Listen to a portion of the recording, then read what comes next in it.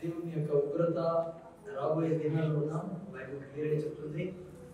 So యేసు ప్రభు కానీ అపోస్తలులు కానీ పత్రికల్లో కానీ చాలా చోట్ల ఈ విషయం రాబడింది కదా. మీరు నేను అంత్య దినముల్లో మరి అపాయకరమైన కాలంలో ఉంటాయని బహు జాగ్రత్తగా మన జీవితాల్ని జీవించాలని బైబిల్ సెలవిస్తుంది. ముఖ్యంగా యేసు ప్రభు చెప్పారు, యుద్ధాలు వస్తున్నాయి, మరి రోగాలు వస్తాయని, రకరకాలుగా సమస్యలు ఉంటారు. అయితే ఆ సమయంలో మీరు మరి అంతఃపురంలో ఉండాలని చెప్తుంది బైబిల్. ఎక్కడున్నా అంతఃపురంలో ఉండాలని. అందుకే ఎస్తేరు జీవితాన్ని తీసుకుని అంతఃపురం ఏదో మనం నేర్చుకుంటా ఉన్నాం. ముఖ్యంగా 2వ తిమోతి 3వ అధ్యాయంలో మీరు చూసినట్లయితే అంత్య దినాల్లో ఈ యొక్క అలవాట్లు ఉంటాయంట ప్రజల జీవితాల్లో. అంత్య దినాలు 3వ అధ్యాయంలో మీరు చూసినట్లయితే 4వ వాక్యం చదువుతారు. 2వ తిమోతి రాసిన 3 స్టార్టింగ్ నుంచి రాయబడ్డాయి. ఈ అంత్య దినాల్లో ఇవన్నీ చూసారా. ఇది కొత్త నిబంధనలో పౌలు రాస్తారు, అపాయకరమైన కాలంలో వచ్చునని తెలుసుకోను. మనుషులు స్వార్థప్రియులు, ధనాపేక్షలు, బింకములాడువారు, అహంకారులు, దూషకులు. చూసారా ఎక్కడ చూసినా. అందుకే ఎందుకు చదివిస్తానంటే ఈ ఎండింగ్ డేస్ లో ఇప్పుడు ఉండే స్థితిలో ఇవన్నీ ఉంటాయి. నేను చూస్తాను అంత దగ్గర ఉన్నాయి. మనం అంటకుండా చూసుకోవాలి. ఏంటి మా బింకములాడటం, ఇంకా అహంకారాలు దూషించకూడదు. మీరు ఎక్కడ పోండి, ఏ టీవీ ఆన్ చేసుకోండి, ఈరోజు ఒకరినొకరు దూషిస్తాం అనుకుంటున్నాం కదా. ఎందుకు దూషిస్తే సరే వారి గురించి తెలియదు కూడా తెలియదు. దూషించకుండా ఎందుకు దూషిస్తున్నారో తెలియదు. ఎక్కడ చూసినా దూషించడం గర్వాంధులు. ఆ తర్వాత తల్లిదండ్రులకు అవిధేయులు. చూసారా నంబర్ 1 లిస్ట్ లో నంబర్ 1 లో ఉంది ఇప్పుడు ప్రపంచంలో తల్లిదండ్రులకు అవిధేయులు. సో మనలో రానికూడదు. అంత్య దినాల్లో ఉంటాయి. అందరూ అట్లే నేను అట్లా ఉంటానని లేదు. బైబిల్ మనకి చెప్తాను, మీరు ఇట్లా ఉండకూడదు, మీరు అంత్య దినాల్లో అందరూ ఇట్లా ఉంటారు. సో ఇంకా ఏం రాబడింది మా తర్వాత కృతజ్ఞత లేని వారు. చూసారా కృతజ్ఞత ఉండదు. తల్లిదండ్రుల కోసమే కృతజ్ఞత ఉండదు, ఇంకా మిగతా వాళ్ళకి ఏం కృతజ్ఞత. అందుకే మనం కృతజ్ఞతతో ఉండాలి. చాలా మంచి అలవాటు ఇది. ప్రతి ఒక్కరికి థ్యాంక్స్ చెప్పాలా, అలవాటు వేసుకోవాలి ఇవన్నీ. ఓకేనా. అంత్య దినాలు ఏడ దొరకవు. మీరు ఏమన్నా చేయండి, ఏమంటారు తెలుసా, నువ్వు పుట్టించుకున్నావు కాబట్టి నువ్వు చేసినావు, ఏం పెద్ద ఇదే ఎందుకు పుట్టించుకుంటూ ఉంటారు పిల్లలు.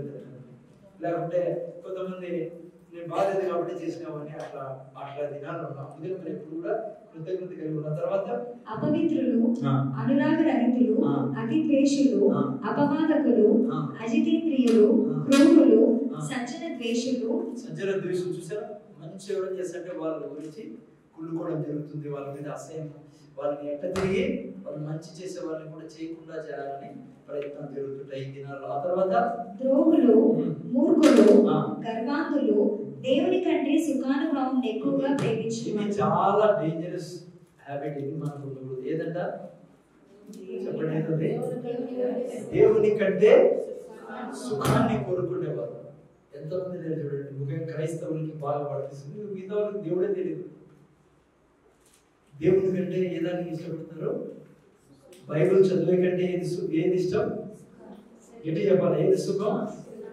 బైబిల్ చదివే కంటే సుఖం చాలా ఇష్టపడతారు. ప్రార్థనలో సమయం గడిపేదానికంటే సుఖానికి ఎక్కువ ఇష్టపడతారు. దేవుడు ఏదైనా చేయమన్నప్పుడు దాన్ని చేసేదానికంటే సుఖం ఎక్కువ ఇష్టపడతారు. ఎప్పుడంటే ఇది జరుగుతాడు అంత్య దినాల్లో. సాతాను విజృంభించిన సమయం వాడు మీడియా ద్వారా, ఇంటర్నెట్ ద్వారా, ఫేస్బుక్ ద్వారా, వాట్సాప్ ద్వారా ఈ కాలపు జనాన్ని వాడు చేతులు బంధించుకుంటున్నాడు. ఇక్కడ ఏమైనా చూసారా, దేవుడి కంటే సుఖాన్ని, అందుకే సుఖాన్ని ప్రేమించకూడదు. చర్చికి పోయే టైంలో చర్చికి రావాలి. ఈరోజు చాలా మంది ఎండనో ఏదో ఒక కారణాలు ఇవన్నీ నువ్వు అనుకోవచ్చు ఏం కాదులేకపోతే నార్మల్ ఏం లేదు. వెనకాల స్పిరిట్స్ ఇవి పని చేస్తా ఉంటాయి. నేను ఈ యొక్క చివరి దినాల్లో ఈ యొక్క అలవాట్లను నేను ఉంచేదానికి. అందుకంటే దేవుడి కంటే సుఖాన్ని కోరుకోదు కదా. నేను చెప్తున్నా మీకు, దేవుడి కంటే సుఖాన్ని నువ్వు ఎక్కువగా కోరుకుంటే అసలు నీ సుఖం దొరకదు. సుఖం ఉండేది దేవునిలో, విశ్రాంతి ఉండేది దేవునిలో. సుఖము శరీరంలో కాదు ఉండేది, సుఖం ఉండేది ఆత్మలో, మనస్సులో. అందుకే బైబిల్ ఏమంటుంది, అనుకుంటారో వారిని నువ్వు పూర్ణ శాంతి గలవారుగా. ప్రజలు పెద్ద చదువుకున్నారని అంటే దేవుడు తెలియనప్పుడు జ్ఞానం చదువుతున్నారు. బాడీలో ఏం లేదు, నువ్వు బాడీని పరుపు మీద వేసి పెడితే ఏం రాదు. కొంతవరకు లాభం ఉండొచ్చు, నువ్వు కొద్దిగా వెయిట్ పెరుగుతావు, లాభం పెరుగుతావు, కొద్దిగా రిలాక్సేషన్ ఉండొచ్చు నీ బాడీ. యాక్చువల్లీ నీ మెంటల్ స్టేటస్ ఎప్పుడు సాటిస్ఫాక్షన్లో ఉండాలా.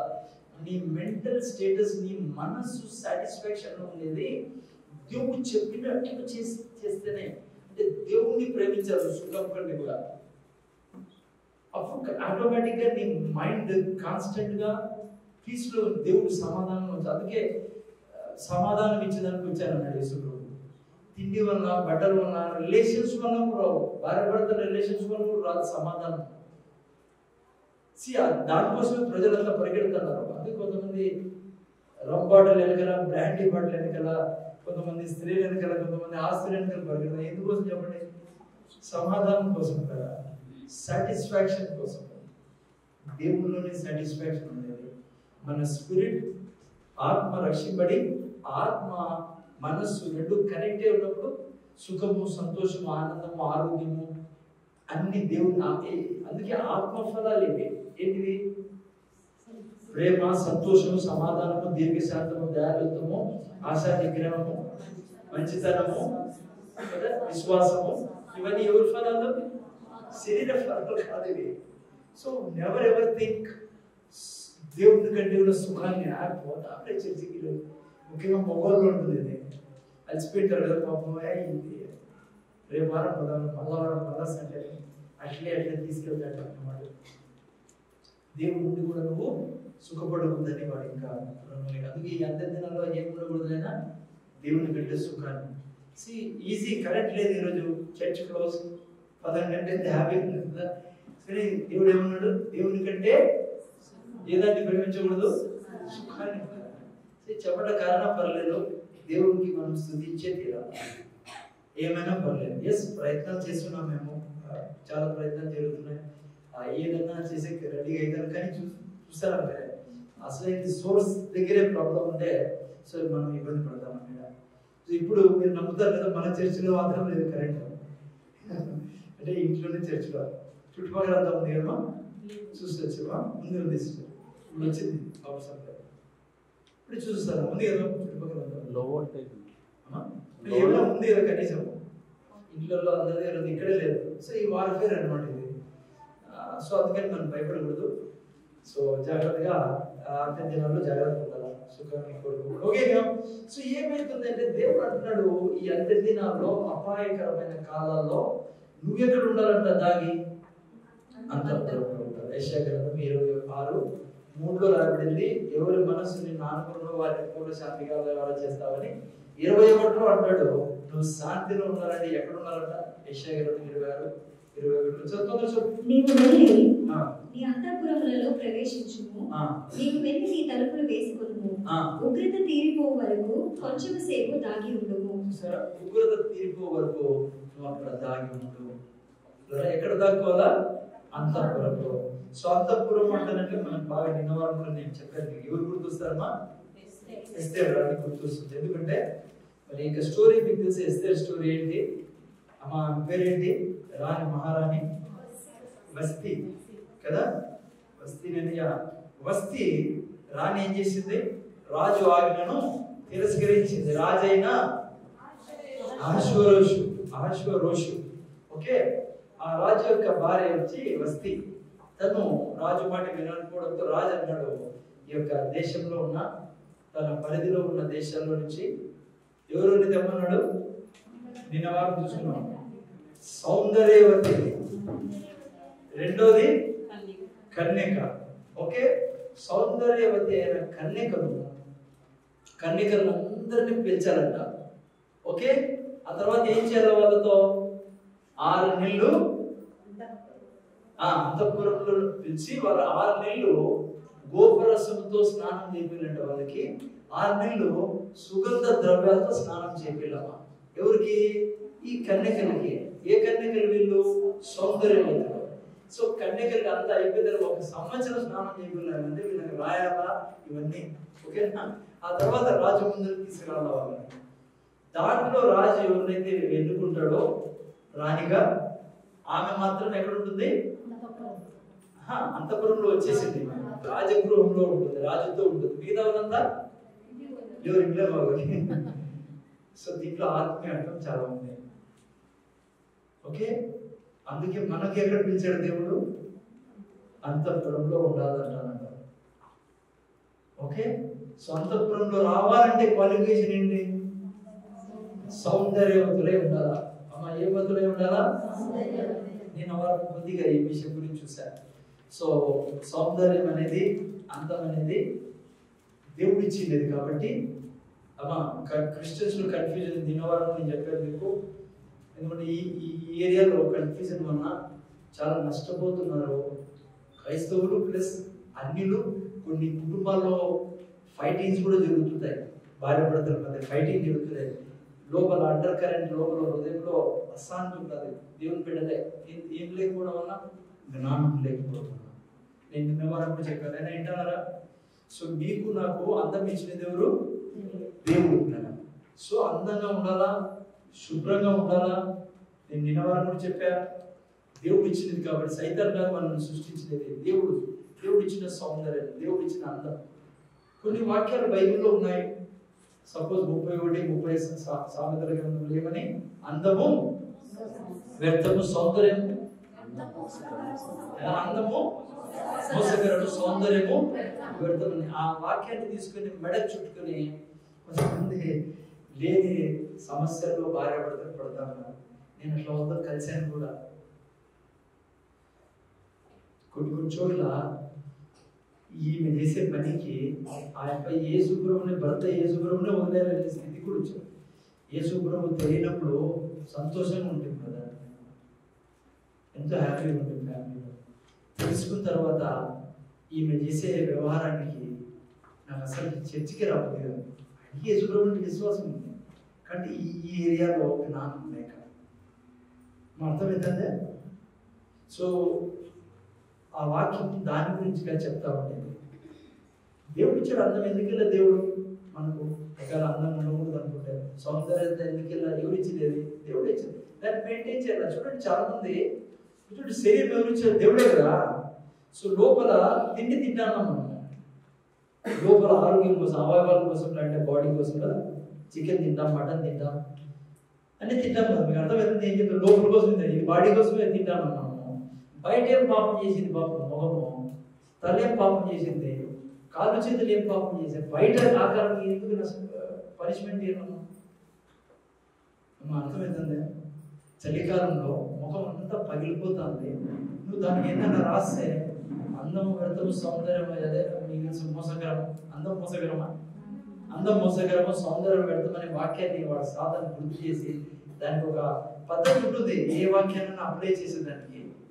అర్థమైందా? జ్ఞానం ఉండాలా, ఏ వాక్యం ఎందుకు చెప్తాంది, ఏం దాని కాంటెక్స్ట్ తీసుకోవాలా. ఎక్కడంటే అక్కడ తీసుకుని దాన్ని ఇరికించుకొని మెడకి ఆలగట్టుకోకూడదు వాక్యం కూడా. అందుకే ఆత్మ అవసరం. అందుకే ఇంగ్లీష్లో రాయబడింది, spirit will give life, word will kill అని రాయబడింది. వాక్యాన్ని ఆడంటే పట్టుకోవద్దు, వాక్యమే నాకు తెలుసది. అట్లని చెప్పేసి ముఖం అంతా పగిలిపోతానే దాన్ని పట్టించుకోకుండా, ముఖం మీద అంతా డస్ట్ ఉన్నా, ముఖము ఏం చెప్పాలి, ఎండికి రాడపోతున్నాయి, క్రాఫ్ట్ సరిగ్గా చేసుకోకుండా, ఓడిపోయిన మాదిరి ఏదో దేశప్రభుత్వం వస్తే చూడ గతి అయిపోయిందో. చలికాలం ముఖం బాగుంటుంది, క్రీమ్ రాసి మళ్ళీ పెట్టుకోవాలి. ఎండాకాలం సన్ స్క్రీన్, సన్ లోషన్ అంటే మీ ఇష్టం అది.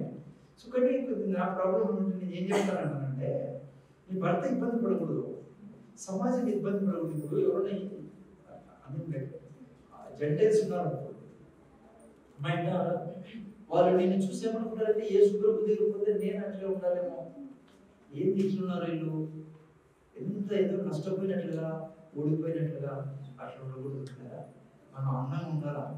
పౌలు సరే, పేతురు పౌలు ఇద్దరు రాశారే, ఆ భాగాన్ని సరిగ్గా మనం చదివితే కింద వాళ్ళు ఎప్పుడు చెప్పలే అట్లా ఉండండి నేను, ఓకేనా? అయితే నీట్గా ఉండాలా, స్నానం చేయాలా. చాలా మంది యవనస్తులు ఉన్నారు, వివాహం చేసుకునే వాళ్ళు ఉన్నారు, ఆ తర్వాత వివాహం అయిన వాళ్ళు ఉన్నారు. నేను అనేక ఫ్యామిలీస్లో ఈ సమస్యను చూశాను. నేను ఇక్కడ అంతగా నాకు తెలియదు, కానీ అంతా రాలేనప్పుడు సిటీస్లో ఉన్నప్పుడు రకరకాల స్టేట్లో కలుస్తారు. సో అక్కడ వాళ్ళు నీట్గా ఉండకపోవడం వల్ల భర్తలు డిసప్పాయింట్ అయ్యి డిస్కరేజ్ అయ్యి చెప్పుకోలేకి కొట్లాడుతుంటారు. చెప్పరు, భర్త ఆడ చెప్తారు మాటకి, నువ్వు ఈ క్రీమ్ రాసుకో, స్నానం చేయి, అట్లాంటివన్నీ చెప్పరు. లోపల ఆ యొక్క అశాంతి, ఆ యొక్క నిరుత్సాహాన్ని వేరే విధంగా చూపిస్తారు భర్త. ఇది నిజం కదా, ప్రాక్టికల్ చెప్తున్నాను మీకు. కొంతమంది యేసు ప్రభు మీద కోపడతారు వీళ్ళు చేసేదాన్ని బట్టి. వద్దు, ఒక భార్యగా ఉన్నావు, ఒక స్త్రీగా అన్నం ఉండాలా, నీట్ అండ్ క్లీన్గా ఉండాలా, అవన్నీ మీరు జాగ్రత్తగా ఉండాలా, ఓకేనా? లేదంటే మీకు తెలియకుండానే మీ ఫ్యామిలీ రిలేషన్స్లో ప్రాబ్లమ్స్ ఉంటాయి. అది ఏమో చెప్పుకోరు భర్త బయటికి. దేవుడు సృష్టించినప్పుడు భర్తకి కొన్ని కోరికలు పెట్టాడు భార్య విషయంలో, భార్య కూడా కొన్ని కోరికలు పెట్టింటాడు భర్త విషయంలో. భర్త కూడా శుభ్రంగా ఉండాలా. నేను నిలవాలని చెప్పాను, ఇష్టానుసారంగా తల పెంచుకుని గడ్డ పెంచుకుని ఏదో ఓడిపోయిన మాదిరి నేను జంగల్లో ఉండాలా, ఈడే శుభ్రంగా ఉండాలా. పురుషులు కూడా, స్త్రీలు ఎంతో కొంతమంది చాలా లోపల సైకలాజికల్లీ చాలా డిప్రెస్ అయిపోతారు లోపల. ఏంది మనిషి ఇట్లుంటాడు, శుభ్రంగా ఏం చెప్పుకోలేరు. ముఖ్యంగా క్రైస్తవ కుటుంబాలు, ఎందుకంటే కొన్ని వాక్యాలు తీసుకుని దాన్ని సరిగ్గా కాంటెక్స్ట్లో అర్థం చేసుకోకపోవడం. ప్లీజ్ నీట్ అండ్ క్లీన్గా ఉండాలా, మంచిగా మీకు ఫేస్కి తగ్గట్టుగా ఏదైనా ప్రాబ్లం ఉందా స్కిన్లో దాన్ని అవాయిడ్ చేసేదానికి మంచిగా ఉండాలా. నీ భర్త నువ్వు ఓదానవే కదా, నువ్వు సరిగ్గా లేకుంటే అట్లే భర్త కూడా భార్య విషయంలో చాలా జాగ్రత్తగా ఉండాలా, చాలా దూకోలా. కొంతమంది 30 ఏళ్ళలోనే మొత్తం అంతా తెల్లగా అయిపోయి సరే ఉండరు. దేవుడు కనుక్కున్నాడు కదా కలరు, మనకి ఇచ్చాడు కదా, అది పోయింటదండి డైలీ. పాత ముసలాయన కూడా కలర్ కోసం ఏమవుతామా, పాత కొండ కూడా ఏమవుతుంది, సిగ్గుపడతాడు. నేను చెప్పుడు ఎవరు చెప్తాడు మీకు, పక్కటే చెప్తాడా, వేరే పాస్టర్ చెప్తాడు మీకు. సో అందుకే పాత కుండ కూడా కొత్త కుండగా ఎప్పుడైతుంది అనుష కలర్ పడతాయి, తప్పేం కాదు అది. కానీ మళ్ళీ ఎందుకు రాబడింది అందం గురించి, సౌందర్యం గురించి, అదే వాక్య బైబిల్లోని. ఎందుకంటే మిమ్మల్ని సాతాను ఎక్స్ట్రాడినరీగా తీసుకెళ్తాడు ఈ ఏరియాలో. నిన్న వారం మీకు చెప్పాను, చాలా ఇళ్లలో ఈ యొక్క ప్రాబ్లం జరుగుతుంది కూడా. ఈ ప్రాబ్లం కూడా ఉంది. నేను చెప్పాను ఎగ్జాంపుల్, 25,000 రూపాయలు జీతం వస్తా అంటే కొంతమంది అంత బట్టలకి ప్రతి నెల బట్టలు కొనేదే, ప్రతి నెల బ్యూటీ పార్లర్కి, రకరకాల దీళ్ళకి. అది తప్పు. మళ్ళీ నేను చెప్తాను, అది శుభ్రత, అందంగా నీకు దేవుడిచ్చిన అందాన్ని మెయింటైన్ చేయడానికి. అర్థమవుతుందా? ఎందుకు బైబిల్ అంటుంది అందము మోసగలము సౌందర్యం పెడతామని? కొంతమంది ఈ అందము ద్వారానే ప్రపంచాన్ని గెలిచారా, భర్తని గెలిచేసా, అలా పద్ధతిలో జీవించే వాళ్ళు కూడా చాలా మంది క్రైస్తవ కుటుంబాల్లో ఉన్నారు, ఎక్స్ట్రాగా పోయేవాళ్ళు. సో జాగ్రత్తగా ఉండాలి. మనం డబ్బంతా దానికి పెట్టేదానికి కాదు ఉండేది. ప్లస్ అట్లని చెప్పి దాన్ని నెగ్లెక్ట్ కూడా చేయకూడదు. నీ యొక్క శరీరాన్ని దేవుడు ఇచ్చిన శరీరం అది, అది దేవుడి మందిరం అది. అర్థమవుతుంది నేను. అందుకనే విన్నవారు నేను చూపించా, అటువలే అని స్టార్ట్ అవుతుంది ఆరోగ్య గురించి, భార్య గురించి ఎస్పెషల్లీ. ఎటువలే క్రీస్తు వలె పైన. ఆయన ఎట్లున్నాడు, పళ్ళు దిక్కున్నాడు కదా అమ్మ. ఆయన పాత బట్టలు వేసుకుని బ్రిడ్జిట్ వేసుకుని పోయేవాడా, అటుపోయినా కూడా. హలో, పెద్ద పెద్ద లక్షాధికారులు పిలిచేవాళ్ళు యేసుప్రభుని భోజనానికి. ఆయన కాళ్ళ మీద ఇద్దరు పోస్తే వేరే వాళ్ళు అబ్జెక్షన్ చేశారు, కానీ యేసుప్రభు ఏమన్నా తెలుసా, ఆమె మంచి పని చేస్తాను. యేసుప్రభు ఎగిరి పని, అయ్యో ఏంటి ఇతరు రాస్తున్నావా, అమ్మ పాపం పాపం పాపం అల్లే. సువాసన ఇష్టం ఆయనకి. అర్థమవుతుంది నేను మీకు ఏం చెప్తున్నాను, అటువలే. సో అటువలే అయిన తర్వాత కింద ఏమన్నాడు, గుణాల గురించి మాట్లాడుతూ ఉన్నాడు. ఈరోజు ఎక్స్ట్రీమ్ కూడా ఉన్నారు చాలా మంది. దేవునికి స్తోత్రం. చాలా విచిత్రంగా కూడా బట్టలు వేసుకొచ్చే వాళ్ళు ఉన్నారు. అమ్మ అర్థమవుతుందా? 3వ అధ్యాయం చూడండి, 1 పేతురు 3వ అధ్యాయం చూడండి ఇక్కడ ఏం రాబడిందో. బయట అందంగా ఉండకూడదు, మంచి వస్త్రాలు వేసుకోకూడదని బైబిల్ ఎప్పుడు చెప్పదు. అర్థమవుతుంది నైనా? సో శుభ్రత ఉండాలా, వేసుకోవాలా, ఉతికిన బట్టలు వేసుకోవాలా, కొత్తవే వేసుకోవాలని లేదు. నాకు చాలామంది బ్యాప్టిజంలో కూడా కొంచెం కొత్త బట్టలు వేసుకురాలా, తెల్ల బట్టలు అట్లంతా ఏం లేదు పిల్లరా. శుభ్రంగా ఉండాలా. బైబిల్ ఎప్పుడు చెప్పదు కొత్త బట్టలు వేసుకుంటే దేవుడు నీకు కనపడతాడని, ఇలాంటి దేవుడు నీతో ఉంటాడని. సో ఇక్కడ చూస్తే మీరు పిల్లరా కొన్ని చోట్ల చాలా తల దించుకునే వస్త్రాలు కూడా వేసుకుని సంఘాలకు వస్తున్నారు. చూపిన నా స్లైడ్స్ అని సౌండ్ సరిగ్గా పెట్టాలి, నాది సరిగ్గా లేదు ఇది. Thank you lord, thank you Jesus. చూడండి ఫస్ట్ నుంచి చూపినైనా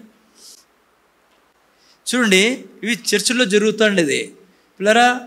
చాలా చోట్ల మీరు వెస్ట్రన్ అనుకోద్దండి, వెస్ట్రన్ కంట్రీస్లో లేదు, మరి ఇండియాలో నాకు కళ్ళారా చూశాను నేను చర్చిలో ఇట్లా డ్రెస్ వేసుకోవడం. ఆ తర్వాత చూపినైనా వీళ్ళకి. Thank you. ఫ్యాన్ కూడా పెట్టి కూలర్ పెట్టిన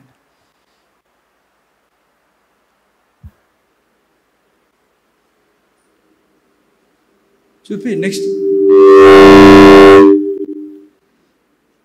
thank you Jesus, thank you lord. చూసారా పిల్లలు? ఉండండి. ఇట్లా డ్రెస్సెస్ ఉన్నాయి ఇప్పుడు చర్చెస్లో జరుగుతున్నాయి. సో ఆ తర్వాత యాక్చువల్లీ ఇట్లా ఉండాలంట. నెక్స్ట్ చూడండి.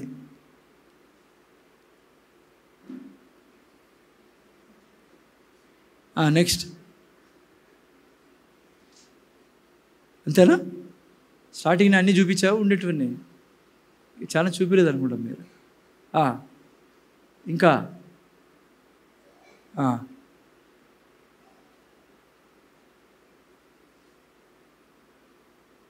ఓకే, మీరు అనుకోవచ్చు ఇవి ఏదో సార్ ఎక్కడో వేరే. నేను బెంగళూరులో నా కళ్ళారా చూశాను పిల్లరా. ఏ చర్చో నాకు తెలియదు, కానీ ఒక చోట మేము ఫంక్షన్కి వెళ్ళాం. మేము లాస్ట్ క్రిస్మస్ అప్పుడు డిసెంబర్లో 18th బెంగళూరులో ఉన్నా నేను. వీళ్ళకంటే భయంకరమైన డ్రెస్సులు వాళ్ళవి, పైనుంచి పాటలు యేసు ప్రభువి. ఏమా ఓకే, పాటలు ఏం పాటలు? యేసు ప్రభు పాటలు. మీరు నమ్ముతారు లేదో, సిగ్గేస్తుంది మాకు అక్కడ నిలబడేదానికి. అంత భయంకరంగా మనుషులు ఉన్నారు పిల్లరా. నేను చెప్తున్నా మీకు, నా బిడ్డలు కాబట్టి చెప్తానా తండ్రిగా. ఎప్పుడైతే ఇక్కడ ఎవరో ఉన్నారని కాదు, మామూలు జనరల్ మీకు జ్ఞానం ఉండదని చెప్తాను. ఎప్పుడైతే నీకు బట్టలు విచిత్రంగా వేసుకొని మీ శరీర అవయవాల్ని చూపించాలని కోరిక పుడుతుందో, మగోళ్ళు కానీ ఆడోళ్ళు కానీ, క్లియర్గా చెప్పాలని ఆశపడతానా, బైబిల్లో నుంచి చూపిస్తానా మీకు. అది జెజబెల్ స్పిరిట్, అది ఈవిల్ స్పిరిట్. అది ఎప్పుడు కూడా స్త్రీ, ఈవెన్ పురుషులు కూడా, ఎందుకంటే పురుషులు కూడా తయారైనారు ఇప్పుడు పిల్లరా. ఈవిల్ స్పిరిట్స్ ప్రొవోక్ చేస్తాయి శరీరాలని, అవయవాల్ని బయట చూపించుకోము. తెలియకుండా చేసేస్తాం, అందరూ చేస్తున్నారు కదా. మనకు ఉండే పెద్ద వీక్నెస్ ఏమంటే, మనిషికి నలుగురు చేసినారనుకో అది అది మంచిదైపోతుంది. అది నిజం కాదు, మంచిదైపోతుంది. ఆ పాపంగా ఎంచరు. అందరూ చేస్తున్నారు కదా అంటారు. నో, నీ బాడీలో ఏ పార్ట్ అన్నా ఎక్స్పోజ్ అవుతా ఉంటే బిడ్డ, నీ మీద స్పిరిట్స్ పనిచేసేకి ప్రయత్నం చేస్తున్నాయి. అందుకే చాలా అడమెంట్గా ఉండాలా. ఎందుకు చెప్పండి? ఎందుకంటే పిల్లరా, దేవుడు అలా సృష్టించాడు సౌందర్యంతో, అందంతో స్త్రీని, ముఖ్యంగా స్త్రీలని. ఇతరులకు ఇది ఇబ్బంది కలుగజేస్తుంది. బయట వాళ్ళ మాది నువ్వు చెప్పేయలేదు, కళ్ళు మూసుకోండి ఇబ్బంది కలుగజేస్తా అంటే అని. ఈరోజు చాలామంది ఉన్నారు అట్లా. బయట కళ్ళు మూసుకోమని వాళ్ళకి ఇబ్బంది అవుతాను. నేను మాత్రం ఎట్లంటే ఎట్లా పోతా, లేకుండా కూడా పోతా నేను. అది జరగదు. దేవుడు అలా సృష్టించాడు మనల్ని. స్త్రీలు ఎలా వస్త్రాలు వేసుకోవాలో, దేవుని యొక్క పద్ధతి ఇది.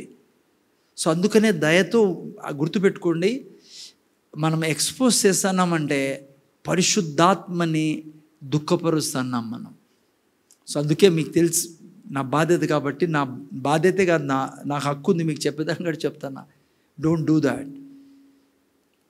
ఆల్రెడీ మనం నేర్చుకున్నాం. మనం అందంగా ఉండాలా, శుభ్రంగా ఉండాలా, మంచి బట్టలు వేసుకోవాలా, వేసుకుంటా అంటారు, చాలా మంచిది అది. కానీ ఏ శరీరంలో ఏ అవయవాన్ని కూడా ఎక్స్పోజ్ కాకుండా జాగ్రత్త పడాలా. The spirit of Jezebel, the demon spirit, అది ఈవిల్ స్పిరిట్. అది ప్రొవోక్ చేస్తుంది ఆ శరీర అవయవాన్ని చూపించుకోమని. ముఖ్యంగా చాలామంది క్రైస్తవులను అసహించుకునేది ఎందుకు తెలుసా? అంటే ఇట్లా సిటీలో ఏముండదు కానీ, ఇట్లా టౌన్లో ఉండదు కానీ సిటీస్లో నేను ఉండి వచ్చాను కాబట్టి నా స్నేహితులు కూడా చెప్తారు. మీకు చెప్పకూడదు కానీ పిల్లలని, కానీ మీకు చెప్తానేనండి. కొంతమంది చర్చెస్కి వస్తారు అన్యులు, మొగోళ్ళు, అదే పనిగా ఇదో ఇట్లాంటివన్నీ చూడ్డానికే. ఎందుకంటే అంత మన వెనకాలే పడేది ఈవిల్ స్పిరిట్స్. వాళ్ళు ఆల్రెడీ వాళ్ళ చేతుల్లో ఉన్నారు. దేవుళ్ళో లేని వాళ్ళు ఆల్రెడీ మన చేతుల్లో ఉన్నారు. మొదటి యోహాను 5:18 రాయబడింది. వాని వశంలో ఉన్నారు వాళ్ళు. మీరు నేనే లోకానికి వెలుగు, ఉప్పై ఉన్నా. మనల్ని గబ్బు లేపితే వాడి యొక్క గొప్ప విజయంగా మారుతుంది అది.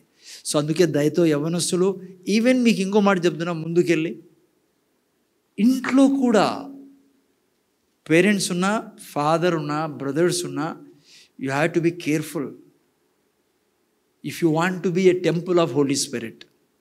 నువ్వు పరిశుద్ధాత్మక ఆలయంగా కలకాలం ఉండాలంటే ఈ ఏరియాని ఫ్రీగా వదలకు, చాలా స్ట్రిక్ట్గా పెట్టుకోవాలి ఈ ఏరియాని.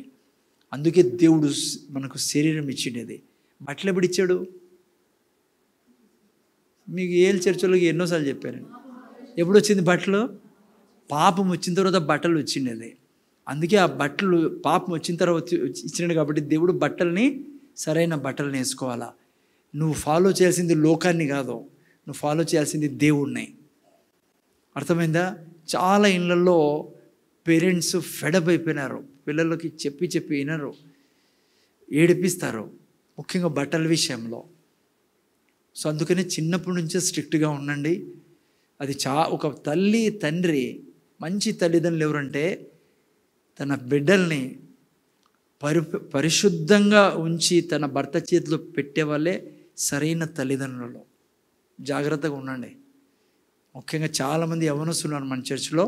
మీరు పెళ్ళయిన తర్వాత మీకు ఏమి ఉండాలా? నా కూతురు, నా కుమారుడు ఇద్దరూ తన యొక్క స్పౌస్ని కలుసుకునేంత వరకు కూడా వారిని పరిశుద్ధంగా ఉంచే, హమ్మింగ్ ఉంది రాకుది నేను దీంట్లో, పరిశుద్ధంగా ఉంచే బాధ్యత నాది.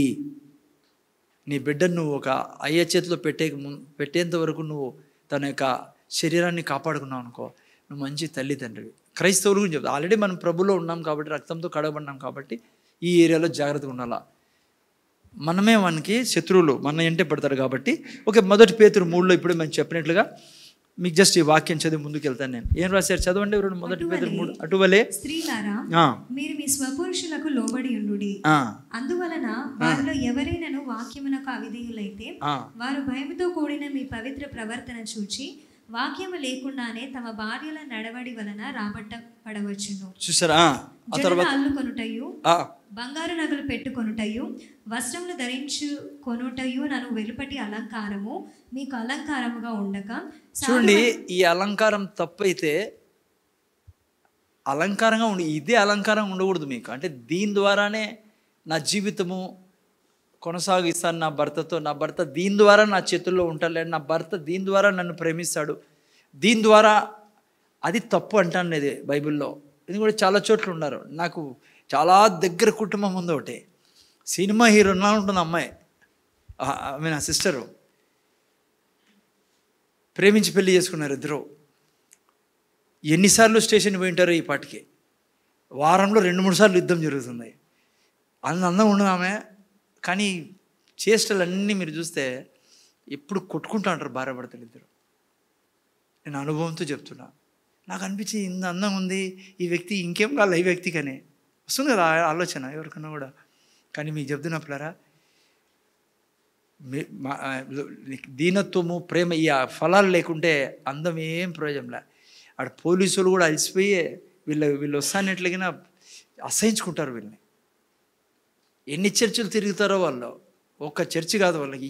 నువ్వు ప్రపంచంలో నుండి చర్చిలు అంతా పో, ఏం జరగదు నువ్వు మారుకోకుంటే. ఇవి అలంకారం ఉండకూడదు. ఒకవేళ ఇవి ఉండకూడదు, జడలు వేసుకోకూడదు, నువ్వు నగలు వేసుకోకూడదు, బట్టలు వేసుకోకూడదు అనుకుంటే, లైక్ మంచి బట్టలు వేసుకోకూడదు అంటే, నీకు సారా ఉదాహరణ ఈడాయన. ఎవరు ఉదాహరణ ఇచ్చాడు కింద? అదే అధ్యాయంలో మీరు చదువు నేను ఆ తర్వాత నెక్స్ట్ వాక్యం కూడా చదివేసే పనులే. చదువు. అక్షయాలంకారం గల మీ హృదయపు అంతరంగ స్వభావం. ఇది ఉండాలని, సాధువైనట్టు మృదువైనట్టు అక్షయ అలంకారం. అది ఏది? సాధువు, మృదువు, ప్రేమ, కనికరం, జాలి. అందుకే అటువలే రాశారు. యేసుప్రభులో ఉండే గుణాలన్నీ ఇవే. అందుకే ఆయన్ని ప్రేమించేవాళ్ళు. యేసుప్రభు శుభ్రంగా ఉండేవాడు కదా. చాలామంది అనుకుంటారు యేసుప్రభు ఏందో అట్లా ఉండేవాళ్ళే. యేసుప్రభు చాలా శుభ్రంగా ఉండాలి. దగ్గర రాని ఎవరు రాని సార్ చెప్పండి యేసుప్రభుని అట్లా శుభ్రంగా లేకుండా ఉంటే. శిష్యులు చుట్టూ ఉంటారు, ఎవరు దగ్గర రాని సారా, పోయా బాబు నీ దగ్గర చెడ్డవాసన వస్తుంది అనేవాళ్ళు. పిల్లలే అంటారు డాడీకి, డాడీ నీ దగ్గర చెడ్డవాసన పక్కన తప్ప. యేసుప్రభు ఎంత సువాసన వచ్చేవాడైతే దగ్గర వస్తారు చెప్పండి.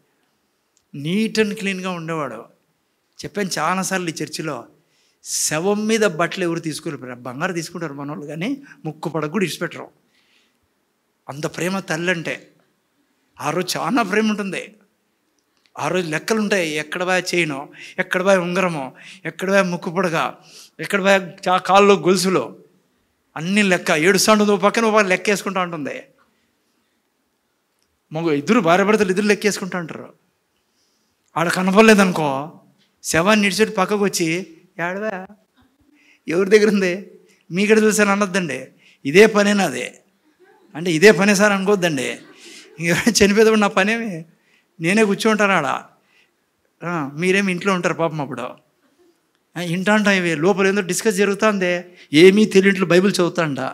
వచ్చేవాడు ఉంటుంది నాదే లోపల చైన్ గురించి మాట్లాడుతుంటారు. నువ్వు తీసుకోలేదా గాజులు, చైన్ నాదే. పోనీ మనకే ఎట్లా వాళ్ళదు కానీ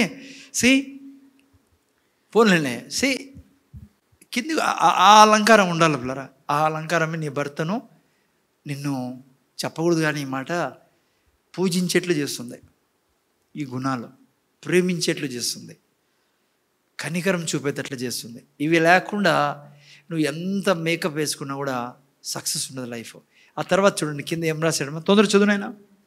అటువలే పూర్వము దేవుని ఆశ్రయించిన పరిశుద్ధ స్త్రీలును తమ స్వపురుషులకు లోబడి ఉండుట చేత తమను తాము అలంకరించుకొనిరి. ఆ ప్రకారము శారా అబ్రహామును యజమానుడని పిలుచుచు అతనికి లోబడి ఉండెను. మీరు అనుకుంటారా సారా ఎట్లుండేదమ్మా? పైన రాసినట్ల నగలు ఉండేది కదా ఆమె మీద, బ్రహ్మాండమైన నగలు ఉండేవి ఆమె దగ్గర, కడాలు గిడాలన్నీ. మన దగ్గర లేవు అవి. ఎంత అందంగా ఉండేది చెప్పకూడదు. మీకు తెలుసు కిడ్నాపింగ్ జరిగింది ఎంత ఏజ్లో, 60 yearsలో. మనకు 60 yearsలో ఎవరైనా కిడ్నాప్ చేయండి రాని కూడా చేయరా, ఎందుకంటే మన ఆకారం అట్లుంటుంది కదమ్మా. మొన్న ఎవరైనా చేస్తారు మనకు 60 ఏళ్ళలో, నన్ను కిడ్నాప్ చేయండి రా కొద్దిగా చూడాలని ఉంది అండి. కానీ సారాని కిడ్నాపే చేసినాడు. ఎవరు అది కూడా కిడ్నాప్ చేస్తాడు. అదే రోడ్ సైడ్ ఏమన్నా నిలబడినాడు అనుకున్నావా బీడీ తాక్కుండా? హలో చాలామంది అనుకున్నారు రోడ్ సైడ్ బీడీ తాక్కుండా ఉండవు సార్, సారా పోతా అంటే కారులో ఎక్కించుకుని పాయా సార్. హలో ఎవరు? కింగ్కి ఏం చెప్తున్నారు మంత్రులు? సార్ బ్యూటీ క్వీన్ వచ్చింది సార్ మన దేశంలోకి. రియలీ బైబిల్లో రాసింది అదే. మన అనంతపురం వాళ్ళు చెప్తున్నా మీకు. అందరూ చెప్తా అంటే రాజుకి చేసుకుంటే ఆమెనే చేసుకోవాలి ఇంక అనుకున్నాడు. పాప అబ్రహాంకి తెలుసు బ్యూటీ క్వీన్ నాతో ఉంది, నా పరిస్థితి, నా కాళ్ళు వచ్చేది ఇరుగొడ సార్ ఇట్లు అని చెప్పి అబ్రహాం ముందే అప్లికేషన్ పెట్టుకుని, చూడు సిస్టర్ ఎవరని అడిగితే సిస్టర్ అని చెప్పు, లేకుంటే నన్ను నా ఫీజు పీకేసి నిన్ను ఎత్తుకొని పోతారు భార్య అంటే. సో అంటే నీ లెక్క ప్రకారము జడ వేసుకోకుండా ఏం వేసుకోకుండా ఏదో ఎల్లగొడ్డు మాదిరి పోతా ఉంటుంది ఆమె. ఇప్పుడు ఆడ కొంతమంది ఆ వాక్యాన్ని చదివి ముందర ఏం వేసుకోకూడదు, అదే మీరన్నీ మీకు తెలిసిన మాత్రమే, జడలు వేసుకోకూడదు, బట్టలు వేసుకోకూడదు. చదువునైనా వాక్యం ఒకసారి జడల గురించి. జడలు అల్లుకొనుటయు, బంగారు నగలు పెట్టుకొనుటయు, వస్త్రములు ధరించుకొనుటయు నన్ను వెలుబడి అలంకారం. మీకు మాట చెప్తున్నా, తెలుగులో ఆ పదం రాయబడిందే సరి చదవలే మీరు. గట్టి చదవండి, గట్టి చదవాలి. ఎవరన్నా మీ సిగ్గుపడుతుంటారులేండి, చదవండి. అంటే ఏమని అర్థం? అంటే వస్త్రాలు లేకుండా పోవాలనే. అందుకే వాక్యం చదివేటప్పుడు కొద్దిగా మనకు అన్నీ ఉపయోగించాలి, అవయవాలన్నీ. బైబిల్ చెప్తుందే వస్త్రాలు వేసుకోవద్దని, అట్లా రాయబడింది ఆడ. వస్త్రాలు వేసుకునుటయు మీకు అలంకారం అంటే మనం ఆకులు కట్టుకోవాలా కాదు. సో అట్లాగా బైబిల్ ప్రెషస్ గ్రంథము అటువలే అన్నాడు. చాలు, ఆ పదం చాలు మనకి. అమ్మా నాయన ముందర చూడండి, అటువలే అన్నాడు. ఇంకా మీ కిందదంతా యేసు ప్రభులాగా ఉండమంటున్నాడు ఒక మాటలో చెప్పాలంటే అటువలే అంటే. సో అందుకే జడలు అల్లుకొని ఉంటాయి, తప్పేం కాదు, చక్కగా అల్లుకోండి. కానీ అల్లుకొని ఇసిరద్దండి మొగోళ్ళ మీదకి. కొంతమంది ఏమంటాం, ముని మనకు మోనికి ఇంతే ఉంది, ఆడ చూపిస్తుంది సార్, ఇట్లా కూడా పోదు, ఈటికి కూడా రాదు. హలో, పెంచు ముని పెంచు, నా కోసం కాకుండా కూడా ఆయప్ప కోసం అన్నా. 2-3 ఏళ్ళ తర్వాత వస్తాడు ఆయప్ప, వెనకల నుంచి చూసి ఏంది ఇట్లుంది, బాగా కింది వరకు రాలా. బరువు, ఈ కాలం పిల్లలు ఏమంటారు సార్, బరువు సార్ అది. బతికిపోయారు. మా టైంలో ఉంటే మేము అదే కొలిచేది, వెనకలిపోయే ఎంత ఉందని, కనీసం పొరకంతన్నా ఉండాలా. ఈడాడు ఇంత ఉంటుంది ఇప్పుడు మా మాదిరి. కొన్ని చోట్ల ఇది కూడా ఉండదు, కటింగ్. సో నా విషయం ఏమంటే, వాక్యాన్ని సరిగ్గా చదవండి. చదువుకోకుండా నువ్వు పాడే కాదు, పాత మనిషి మాదిరి ఉంటే ఆఫీసులో కూర్చొని వాళ్ళకి మళ్ళీ యేసుప్రభుని నమ్ముకో, బాగుపడతావు, దేవుడు దీవిస్తాడు, ఆశీర్వదిస్తాడు, నీకేం కొదవ చేయడని చెప్తాను. నువ్వు చూసే ఏమీ లేదు. ఏమంటారు, ఇంకా నాకు తెలుగు భాష కూడా సరిగ్గా రాదు. పాత కొండ మాదిరి ఉంటే నువ్వు చెప్తాను ఏమి, కొండ దిక్కు చూస్తా ఉంటారో, తల దిక్కు చూస్తారో, కాళ్ళ దిక్కు చూస్తారో, ఏమీ లేని ఈమె బ్లెస్సింగ్ అంటుంది, ఆశీర్వాదం ఉంటుంది. నువ్వు వద్దు, నీ యొక్క ఏసై కూడా వద్దనే స్థితికి తీసుకుపోతాం మనం. నిజమేది పిల్లరా. ఇప్పుడు వాళ్ళకేం తెలుసు స్వర్గం, నరకము, రక్షణ, ఈ ఆత్మ, వరాలు, వాళ్ళు ఫస్ట్ నువ్వు ఆకారం పైన చూస్తారు. వాళ్ళు బయట బ్లెస్ చేసేది మనల్ని, ఐశ్వర్యం ఇచ్చేది, అన్నీ ఇచ్చేది. ఎందుకంటే దేవుడు అందుకే అబ్రాహాంతో అన్నాడు, నన్ను నువ్వు వెంబడిస్తే నిన్ను ఆశీర్వదిస్తా, ఆశీర్వాదంగా చేస్తా, ధనవంతుని చేస్తాను. అందుకే కొంతకాలానికి ఎంత గొప్ప ధనికుడు అయిపోయాడు చెప్పండి అబ్రాహాము, ఇస్సాకు, యాకోబు. ఈరోజు కొత్త నిబంధనలో కూడా పిల్లరా, నేను వాళ్ళ ఇంట్లో నిన్న ప్రీచ్ చేశాను, కులాపాల ఇంట్లో. చక్కగా నువ్వు నడుస్తా అంటే దేవుడు నేను ఇట్లే తీసుకెళ్తాడు. కొద్ది టైం పట్టినా కిందికి పోరు మనము. ఎప్పుడైతే ఆడో కాలు ఈడో కాలు పెడతామో ఆ కాల్ని సరిచేసే దాంట్లో ఉంటాడు ఆయన. ఇడిచిపెట్టాడు. అప్పుడు కూడా నిన్ను ప్రాపర్గా ప్యారలల్లో పెట్టుకోవాలి ఆయన. నువ్వు ఎప్పుడైతే ప్యారలల్లో ఆయనతో వస్తావో, హృదయంలో, మనస్సులో, శరీరంలో, ఎప్పుడైతే ఆయన దగ్గర నాయన నేను నీ ముందర ఒకటి, నువ్వు లేనప్పుడు ఒకటి, ఒకటి, రకరకాల హిపోక్రసీ అంటారే, ఆ జీవితం నేను జీవించను, యథార్థంగా నువ్వు అనుక్షణం నా ముందర ఉన్నావని నీకోసమే బ్రతుకుతాను అంటే నిన్ను అప్పుల్లో పెట్టే దేవుడు కానే కాదు ఆయన. ఎందుకంటే అవమానం ఆయనకే. నువ్వు తండ్రి అని పిలుచుకుంటానో ఈడ నువ్వు అప్పుల్లో ఉన్నావంటే ఎవరికి మర్యాద పోయేది? ఆయనకే. కానీ ఆయన ఏం చేస్తాడు, ఆయన బలవంతాన నీకు ఇచ్చాడనుకో, 1 కోటో 2 కోట్లో, నీకుండే బుద్ధికి నువ్వు నరకంలో పోయి పడతావు పోయి స్ట్రైట్గా. అందుకే దేవుడు ఏం చేస్తాడంటే నరకం నుంచి తప్పించేది మెయిన్ ఇష్యూ దేవునికి. ఎందుకంటే యుగ యుగాలు నువ్వు స్వర్గంలో సంతోషంగా బ్రతకాల. అందుకే చాలామంది ఈడ బీదరికంగా ఉన్నవాడు దేవుడు పట్టించుకోడు. అట్లనే దేవుడు ఈయనని కాదంటాండి, అదే నీ పరిస్థితి అట్లా చేస్తుంది, ఆయనకి చేతులు కట్టేస్తుంది. ఇప్పుడు మన పిల్లల్లో సారే తాగే పిల్లడు ఉన్నాడు అనుకోండి, ఇంట్లో బ్రాండీ తాగే పిల్లడు ఉన్నాడు అనుకోండి, ఏ తండ్రి రోజు జేబులో పోయి పట్ల 1000 రూపాయలు పెడతాడా? తండ్రి దండిగా ఉంది, తండ్రి దగ్గర ఉండేకేమో ఆస్తి దండిగా ఉంది తండ్రి దగ్గర.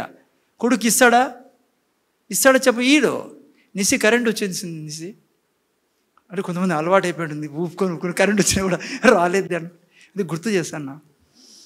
Okay, so what I'm saying is ఇది చాలా సీరియస్ ఇష్యూ పిల్లలు. అందుకే నిన్న వారం టైం తీసుకుని వారు ఏం తెలుసా, చాలామంది భర్తలు భార్య వలన బాధపడుతున్నారు.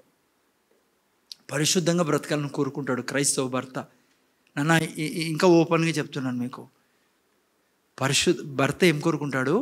పరిశుద్ధంగా బ్రతకాలి. నేను బైబిల్ చెప్తాంది, ఇంకో స్త్రీ దిక్కు చూడకూడదు, చెడ్డ చూపు చూడకూడదు, పరిశుద్ధంగా బ్రతకాలా అని తపన ఉంటుంది. దానికి నువ్వు సహకరించాలి భార్యగా.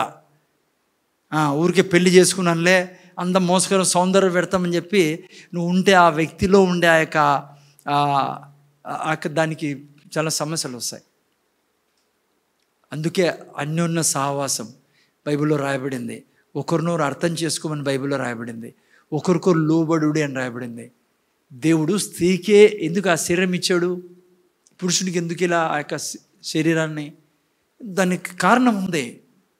సో అందుకనే దయతో చాలా శుభ్రంగా ఉండాలా పిల్లరా. మీరు లేడీస్ కానీ ఈవెన్ బ్రదర్స్ కూడా ఎట్లంటే అట్లా ఉండకూడదు. చాలామంది మగవాళ్ళను కూడా చూశాను నేను, శుభ్రంగా ఉండరు.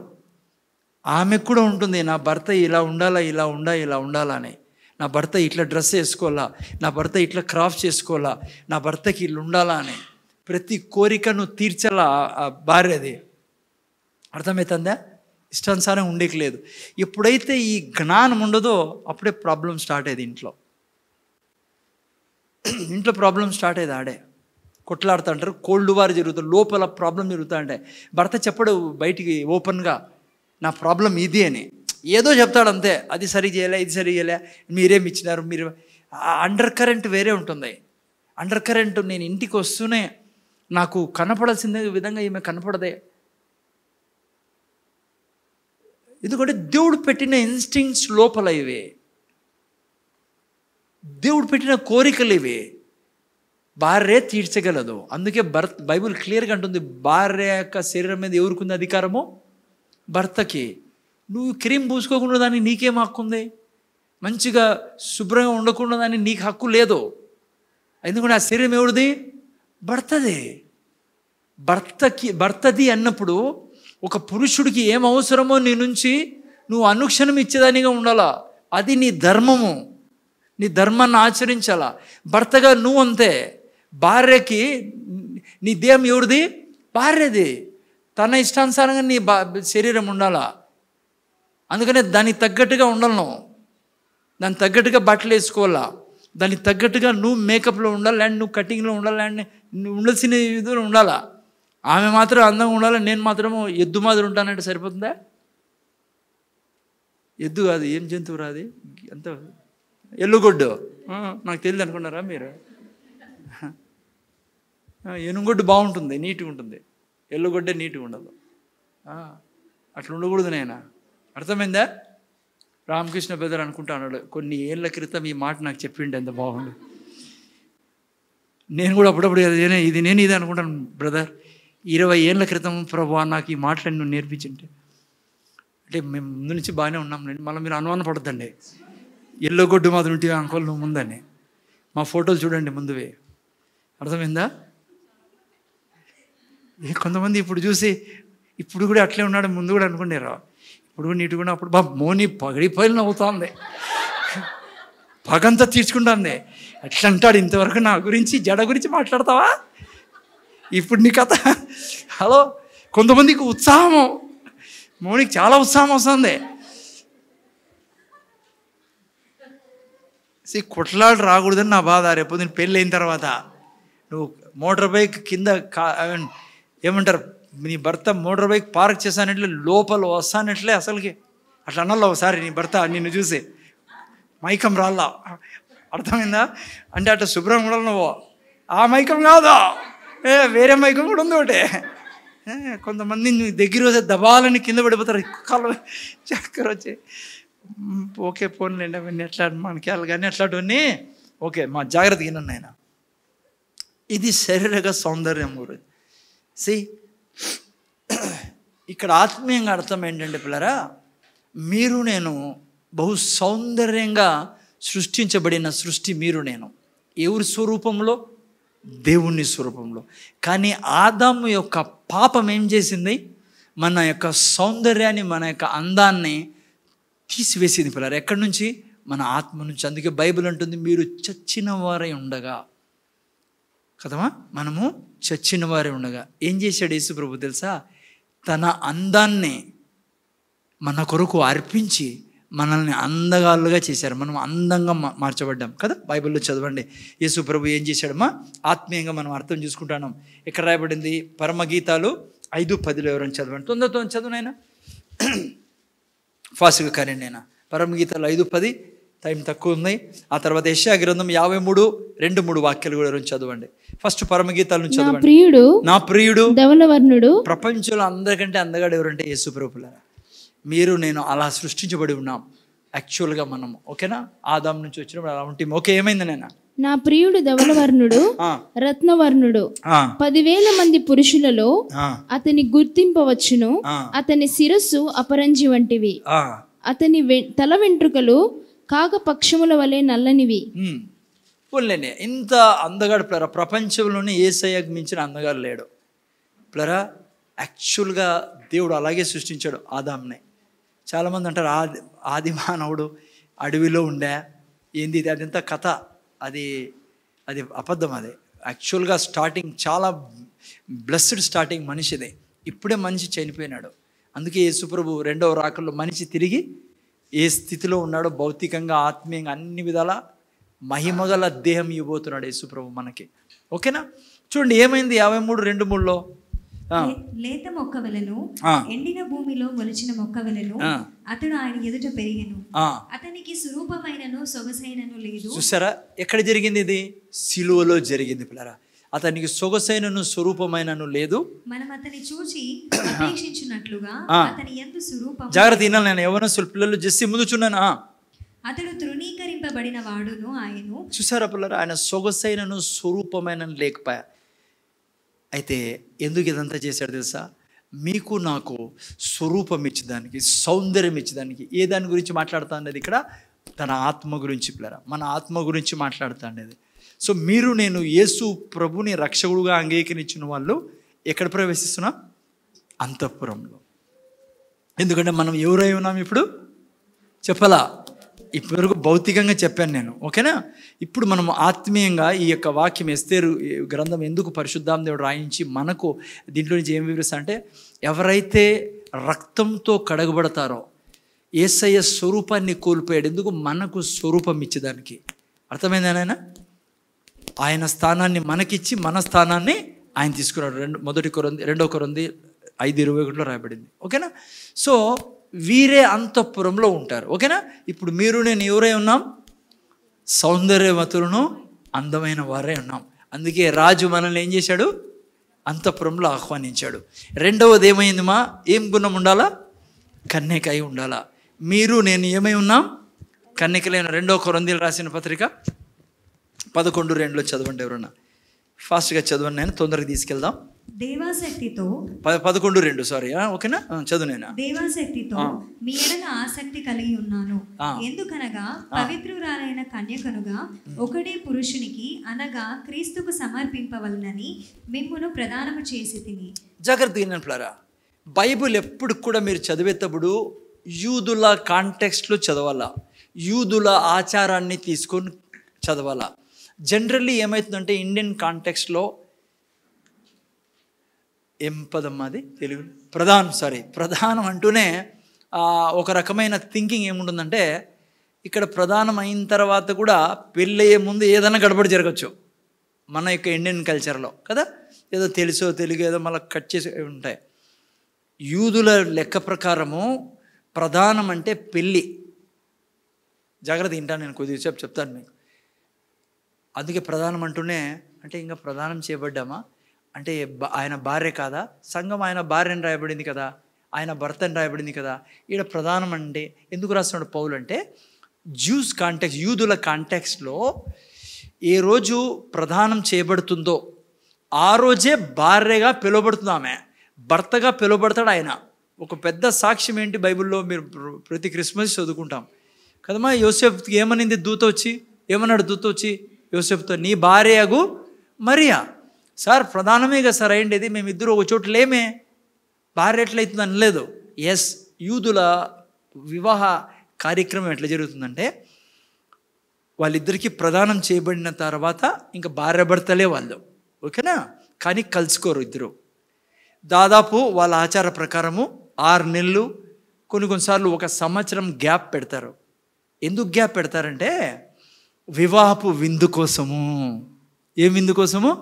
అందుకే మీరు చూస్తే యోహాను సువార్త 2వ అధ్యాయంలోన కానా వివాహ విందు, పెళ్ళి కాదు అదే, వివాహపు విందు. యూదుల్లో ఏం చేసేవారంటే ప్రధానమైన తర్వాత ఈ యొక్క పెళ్లి కూతురు డబ్బులు సమకూర్చుకునే వాళ్ళు పెద్ద విందు చేసేవాళ్ళు. ఆ విందు రోజు భార్యాభర్తలు ఒకటిగా అయిపోయేవాళ్ళు. అదే కాంటెక్స్లో మనకు పౌలు ఏమంటున్నాడు, మీరు ఏం చేయబడి ఉన్నారు? ప్రధానం. అందుకే మనం ఆల్రెడీ ఏమై ఉన్నాం? యేసు ప్రభుకి భార్యే ఉన్నాం. ఓకేనమ్మా? వివాహం ఎప్పుడు చెప్పండి? ఎప్పుడు వివాహ విందు? వివాహం అయిపోయింది మందే, మనకేముంది ఇంకా బ్యాలెన్సు? చెప్పరేంటి మీరు? వివాహపు విందు ఉంది ఎప్పుడు? ప్రకటన గ్రంథంలో చదివితే మీకు వివాహపు గొర్రెపిల్ల వివాహపు విందు. పెళ్ళాం అన్న భార్య ఎవరు? మనమే. అప్పుడు కలుసుకుంటాం ర్యాప్చర్లో అందరూ. ఇదంతా అయిపోయింది, క్లైమ్ మొత్తం కథ అంతా అయిపోయింది, సెకండ్ కమింగ్ అయిపోయి ఉంటుంది యేసు ప్రభుది. మనం అంతా ఆడ కలుసుకుంటాం ప్రతి ఒక్కరము. అప్పుడు ఏం జరుగుతుందంట? వివాహపు విందు. ఆ కాంటెక్స్ట్లో రాస్తున్నాడు. అందుకే ఈరోజు మీరు నేను క్రైస్తవులైన మనం ఎవరు? భర్త కలిగిన వారము. నిన్న వారం అన్న స్వపురుషుడు కలిగిన వారము. ఇక్కడ మాదిరి కాదు, ఎంగేజ్మెంట్ అయిందిలే చూసుకుందాం మళ్ళా అని. మనము ఆల్రెడీ వివాహం చేయబడిన భార్య ఆయనకి. సో ఎంగేజ్మెంట్ అయిన తర్వాత ఇండియన్ కాంటెక్స్ట్లో కూడా ఏమవుతుందమ్మా? ఎంగేజ్మెంట్ అయిపోయిన తర్వాత మళ్ళీ ఇంకో సంబంధం చూసేపోతారా? చేయరు కదా. ఆ విధంగా మన యొక్క స్వపురుషుడు కొరకే ఏం చేస్తుంది మేము ఎంగేజ్మెంట్ అయిన తర్వాత? ఈవెన్ ఈ రోజుకి కూడా ఎప్పుడు తనే తలుచుకుంటుంది భర్తగా, తనతోనే మాట్లాడుతుందా? మీకు తెలిసి ఇప్పుడు ఏం జరుగుతుంది? ఆ విధంగా జీవించాలా మీరు నేను ఇక్కడ. ఆయనే 24 కూడా కూర్చున్నా, లేచినా, పడుకున్నా, తిన్నా నా భర్త గురించే నేను ఆలోచించాలి. ఇప్పుడే నేను చెప్పా, భార్య శరీరం ఎవరిది? భర్తది. భర్త శరీరం ఎవరిది? భార్య. అందుకే ఆయన శరీరాన్ని ఇచ్చాడు మీ కొరకు, నా కొరకు. రోగాల్ని, శాపాన్ని అన్నీ తీసుకున్నాడు. ఎందుకంటే భార్య ఆరోగ్యంగా ఉండాలని, భార్య ఆశీర్వాదం ఉండాలని. జాగ్రత్తగా వినంటున్నారా? అయితే ఈ యొక్క సుపురుషుని నుంచి మనల్ని వేరు చేయాలని పరపురుషుడు అగు సాతాను నిరంతరము ప్రయత్నం చేస్తూ ఉంటాడు. వానికి తెలుసు అంతఃపురం నుంచి బయటికి తీసుకొస్తే ఏం పాలు చేయొచ్చు? శ్రమల పాలు చేయొచ్చు అని. సో అందుకనే యాకోబు ఏమన్నాడు? 4:7 చదవండి. ఏమన్నాడు? 4:4 యాకోబు గ్రంథం 4:4 ఫాస్ట్గా చదవండి అయినా. అందుకనే ఈ బైబిల్లో క్లియర్ రాయబడింది, ఎవరు మింగుదుమా అని శత్రువు తిరుగుతున్నాడు. ఎవరి మధ్యలో తిరుగుతున్నాడు? అన్యుల మధ్యలో కాదు, తన వివాహపు భార్య మధ్యలో తిరుగుతున్నాడు వీడు. ఎవరిని మృంగుదుమా? అందుకే ఈ పరపురుషుడు మన మీద చేయకుండా మన సుపురుషుని నుంచి మనం దూరం కాకుండా ఉండాలా. మన కన్యత్వాన్ని పోగొట్టుకోకూడదు. పిల్లరా, ఎట్లా కన్యత్వం పోతుంది? చదువునేనా? వ్యభిచారిణులారా, ఈ లోక స్నేహము, చూసారా? వ్యభిచారులారా, ఈ లోక స్నేహము దేవునితో వైరమని మీరు ఎరుగరా? దేవునితో వైరమని మీరు ఎరుగరా? కాబట్టి చదువు. ఎవడు ఈ లోకముతో, చాలండి, ఎవరు ఈ లోకంతో స్నేహం చేస్తాడో వాడు దేవునికి శత్రువు. వాడు దేవునికి శత్రువగును. చూసారా పిల్లరా? వ్యభిచారము అనేదానికి మీరు బైబిల్లో చూసినట్లయితే ఒక రకంగా విగ్రహారాధనతో పోల్చారు అనమాట. ఒకవేళ జాగ్రత్త ముందర చూడండి. ఈ లోక స్నేహము దేవునితో ఏం చేస్తుంది? మనకు వైరం తెస్తుంది పిల్లరా. సాతాను ఎప్పుడు కోరుకునేది ఏంటంటే ఈ లోక స్నేహం చేయమని. ఏంటి లోక స్నేహం అంటే? వాళ్ళతో కూర్చోవడం, వాళ్ళతో లేయడము, వాళ్ళతో నడవడం పిల్లరా. కీర్తనకాడు రాశాడు, చదువుతారు 1వ అధ్యాయంలో 1వ వాక్యం చదవండి. నేను ఎక్స్ప్లెయిన్ చేస్తాను మీకు. తొందర చదవండి. నేను ఎవరైనా ఫాస్ట్గా చెప్పున నడవక, పాపుల మార్గమున నిలవక, అపహాసకులు కూర్చుండ చోటున కూర్చుండగా, యెహోవా ధర్మశాస్త్రమును ఆనందించుచు దివారాత్రము దాన్ని ధ్యానించువాడు ధన్యుడు. ఏంటి చూడండి, కూర్చోకూడదు, లేయకూడదు, నడవకూడదు అంటే ఇంకా ఆఫీసులో పక్కన కూర్చోవా? అమ్మా, అన్యులతో నడసవా? రోడ్లో పరిగెత్తవా? వస్తాంటే దూరము? నో, అది కాదు. అందుకే చాలా అవసరం వాక్యం చదువుతాడు మీరు దాన్ని కాంటెక్స్ట్ ప్లస్ రెవల్యూషన్ అవసరం. లోపల దాగున్న సత్యం అంటే వాళ్ళతో కూర్చోవడం అంటే ఏంటంటే వాళ్ళు తీసుకునే డిసిజన్స్ నువ్వు తీసుకోకు. ఎందుకంటే నువ్వు ఏం డిసిజన్ తీసుకోవాలో ఆల్రెడీ రాయబడి ఉంది.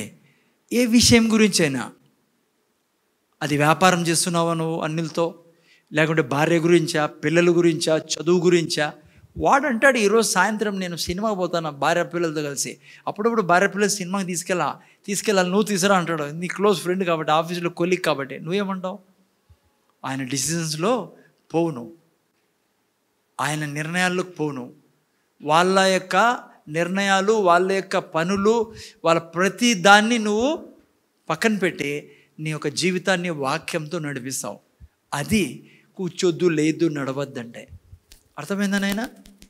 సాతాను ఎప్పుడు ఏం చేస్తా అంటాడంటే నిన్ను ఆ పరపురుషుడు లాగాలని చూస్తూ అంటాడు.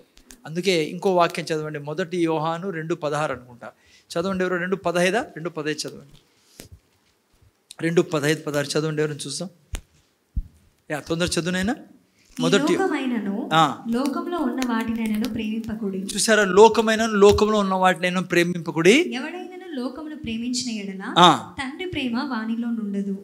లోకంలో ఉన్నదంతయు అనగా లోకంలో ఉండేదంతయు శరీరాశ, నేత్రాశ, జీవపు డంబమును తండ్రి వలన పుట్టినవి కావు. ఓకే, లోక సంబంధమైనవి. మూడిట్లో చాలా జాగ్రత్తగా ఉండాలి ప్లారా.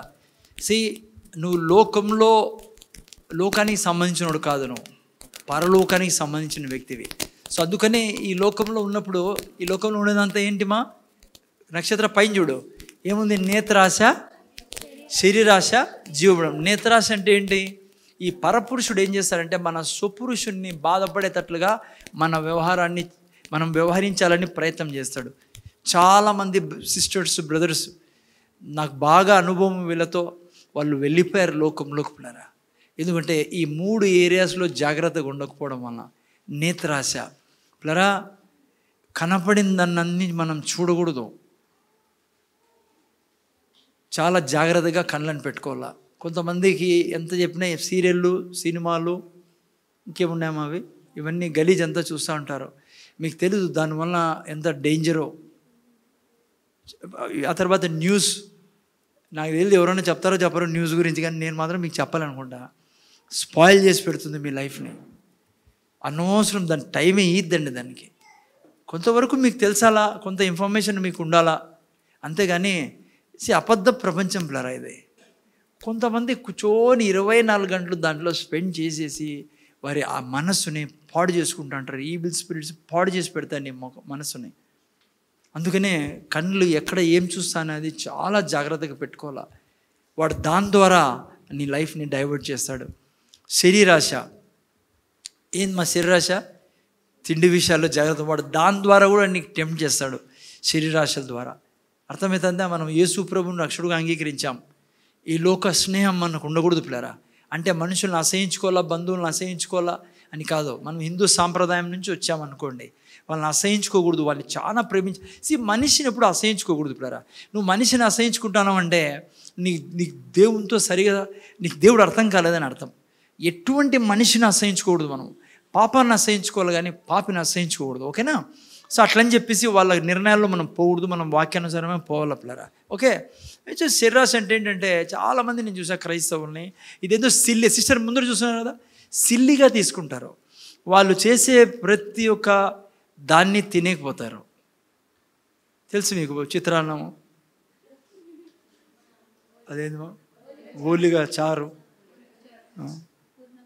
మీరు అనుకుంటారు ఊలిగా చారు ఆహా అని నాలుగు తగిలేసి అంటారు. మీరు చాలా జాగ్రత్తగా ఉండాలి. మీరు అక్కడే నీ పురుషుడు, నీ స్వపురుషుడు బాధపడేది. బైబిల్లో ఏమంటాడు తెలుసా? నేను చాలా డేంజరస్ మాట రాయబడింది. 1 కొరింథీయుల్లో 10 లాస్ట్ వాక్యాలు చదివితే, నువ్వు ఆడ చేయేస్తావు, ఆడ బలల్లో చేయేస్తావు, నువ్వు ఆడ కులపి వింటాను కదా, నువ్వు జాగ్రత్త వినాలి. నీకు టోపీ వేసేకున్నారు ఆడ ఆడ చేయేస్తావు, ఈడ చేయేస్తావు కదా, ఆడ చేయేస్తున్నావు. ఇది దేవుందంట. అదేముందో తెలుసా? దయ్యాలదని రాయబడింది. బంధువులు పిలుస్తారు నీకే, నువ్వు అనుకుంటావు బంధువులు పిలుస్తున్నారని. పరపురుషుడు ప్రయత్నం చేస్తానని నిన్నే, నీ స్వపురుషుని నీ ద్వారా బాధ పెట్టాలని. చాలా డేంజర్. వ్యభిచారంతో ఎందుకు పోల్చాడు తెలుసా?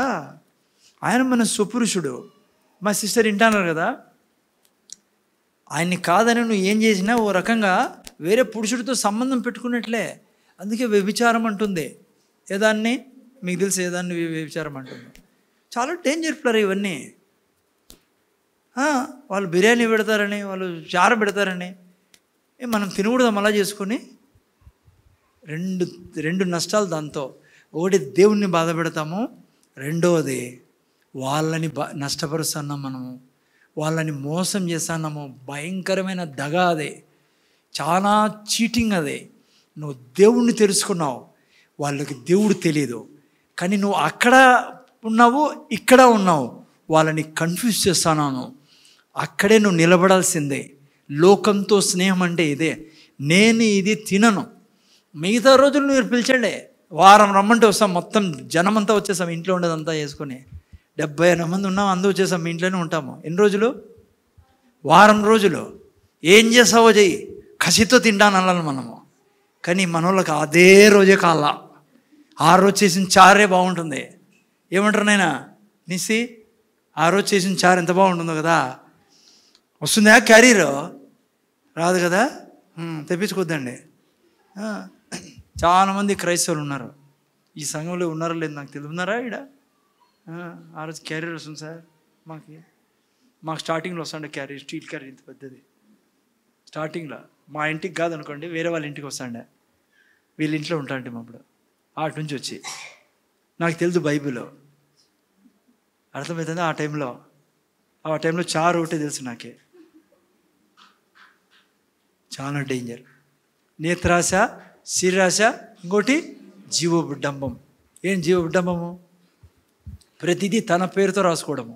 ఏ జరిగినా వద్దు, ఎక్కడ కూడా మా తాత ఇట్లా, మా నాయన ఇట్లా, మా మతం ఇట్లా, నేను ఫలానా, నేను మన ఏమంటారు ఇంకా యాటి నుంచి వస్తానని తెలుసా అన్నావా, నిన్ను ఇట్లా చూస్తాడు యేసుప్రభు పైనుంచి వరకు.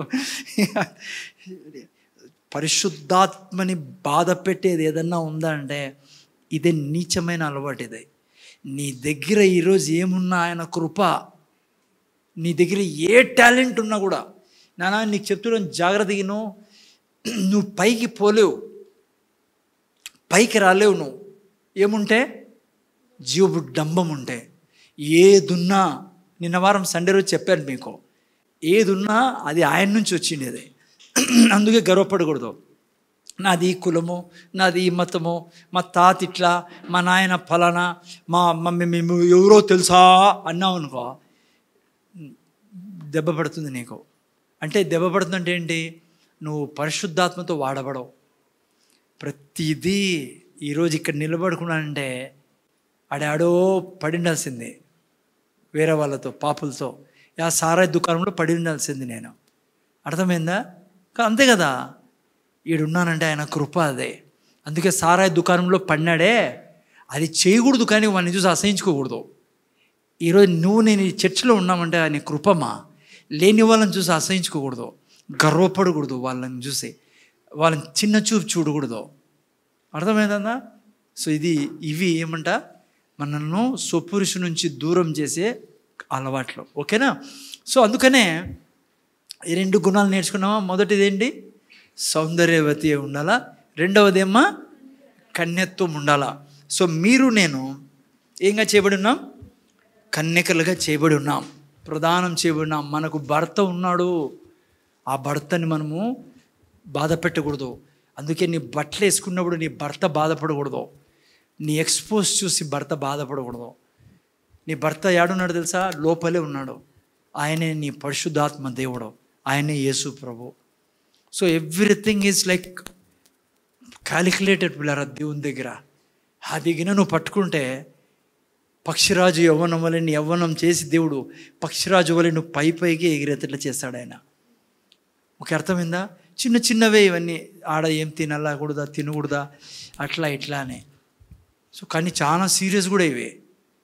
ఏడంటే ఆడిపోయి ఆశపడి తినేది ఏం చేయకండి. ఎట్లంటే ఎట్లా మాట్లాడేది, గర్వపడేది, మేము ఎవరో తెలుసా, వద్దు. ప్రతిదీ ఆయనే చేస్తే నీవు, నీ కుటుంబం, నీ పిల్లలు పైన పెడతాడు. పిల్లలు ఆయన పైన పెడతాడు. ఏదున్నా, స్కూటర్ ఉంది, కారు ఉంది, బంగారు ఉంది, లేదంటే బట్టలు మంచిగా ఉన్నాయి, ఎప్పుడు కింద చూపు చూడకూడదు ఇంకొకరిని. అర్థమైందనైనా? ప్రేమించాలా. నువ్వు ఈ స్థితిలో వారిని దగ్గరపై కౌలించుకున్నావు అనుకో, వారి పక్కన కూర్చొని మాట్లాడినావు అనుకో, అమ్మా మంచిగా బట్టలు వేసుకున్నావు, బంగారు వేసుకున్నావు, ఎవరో అట్లా వాళ్ళు ఉన్నారు, నువ్వు వాళ్ళ పక్కన కూర్చొని వాళ్ళతో మాట్లాడినావు అనుకో, నీ భర్త గొప్ప అధికారి, నీ భార్య గొప్ప అధికారి, కానీ మనుషులు చూసినప్పుడు దేవుని స్వరూపంలో పోలికలో సృష్టించబడి ఉన్నారు వాళ్ళు.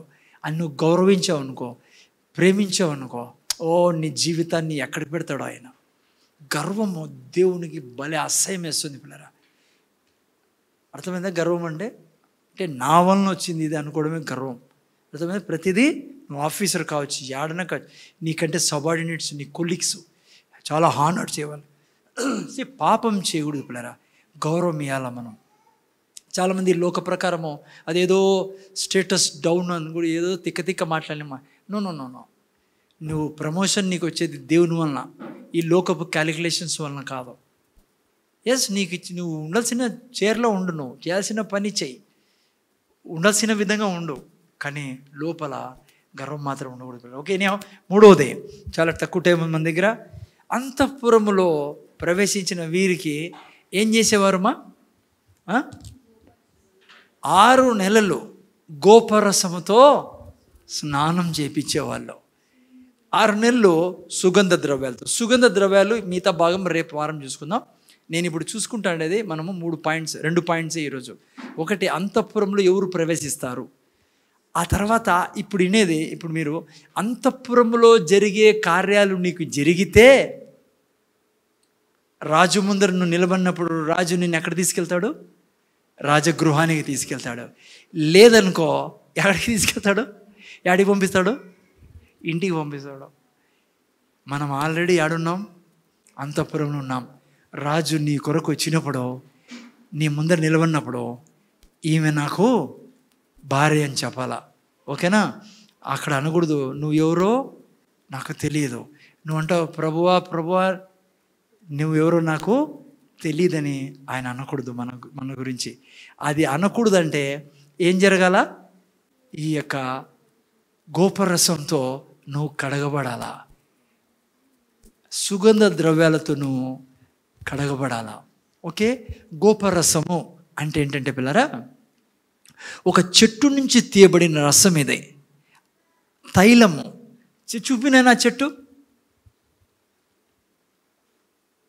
మీ ఇద్దరు ఒకరి ముఖాలు ఒకరు చూపించుకుంటున్నారే.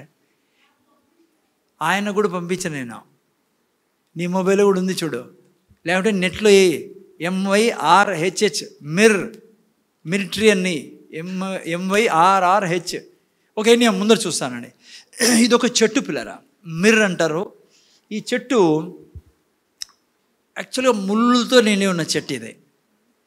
కానీ ఎంత పవర్ఫుల్ చెట్టు అంటే ఇది అరబ్ కంట్రీస్లో అదే పెద్దగా చెయ్యి,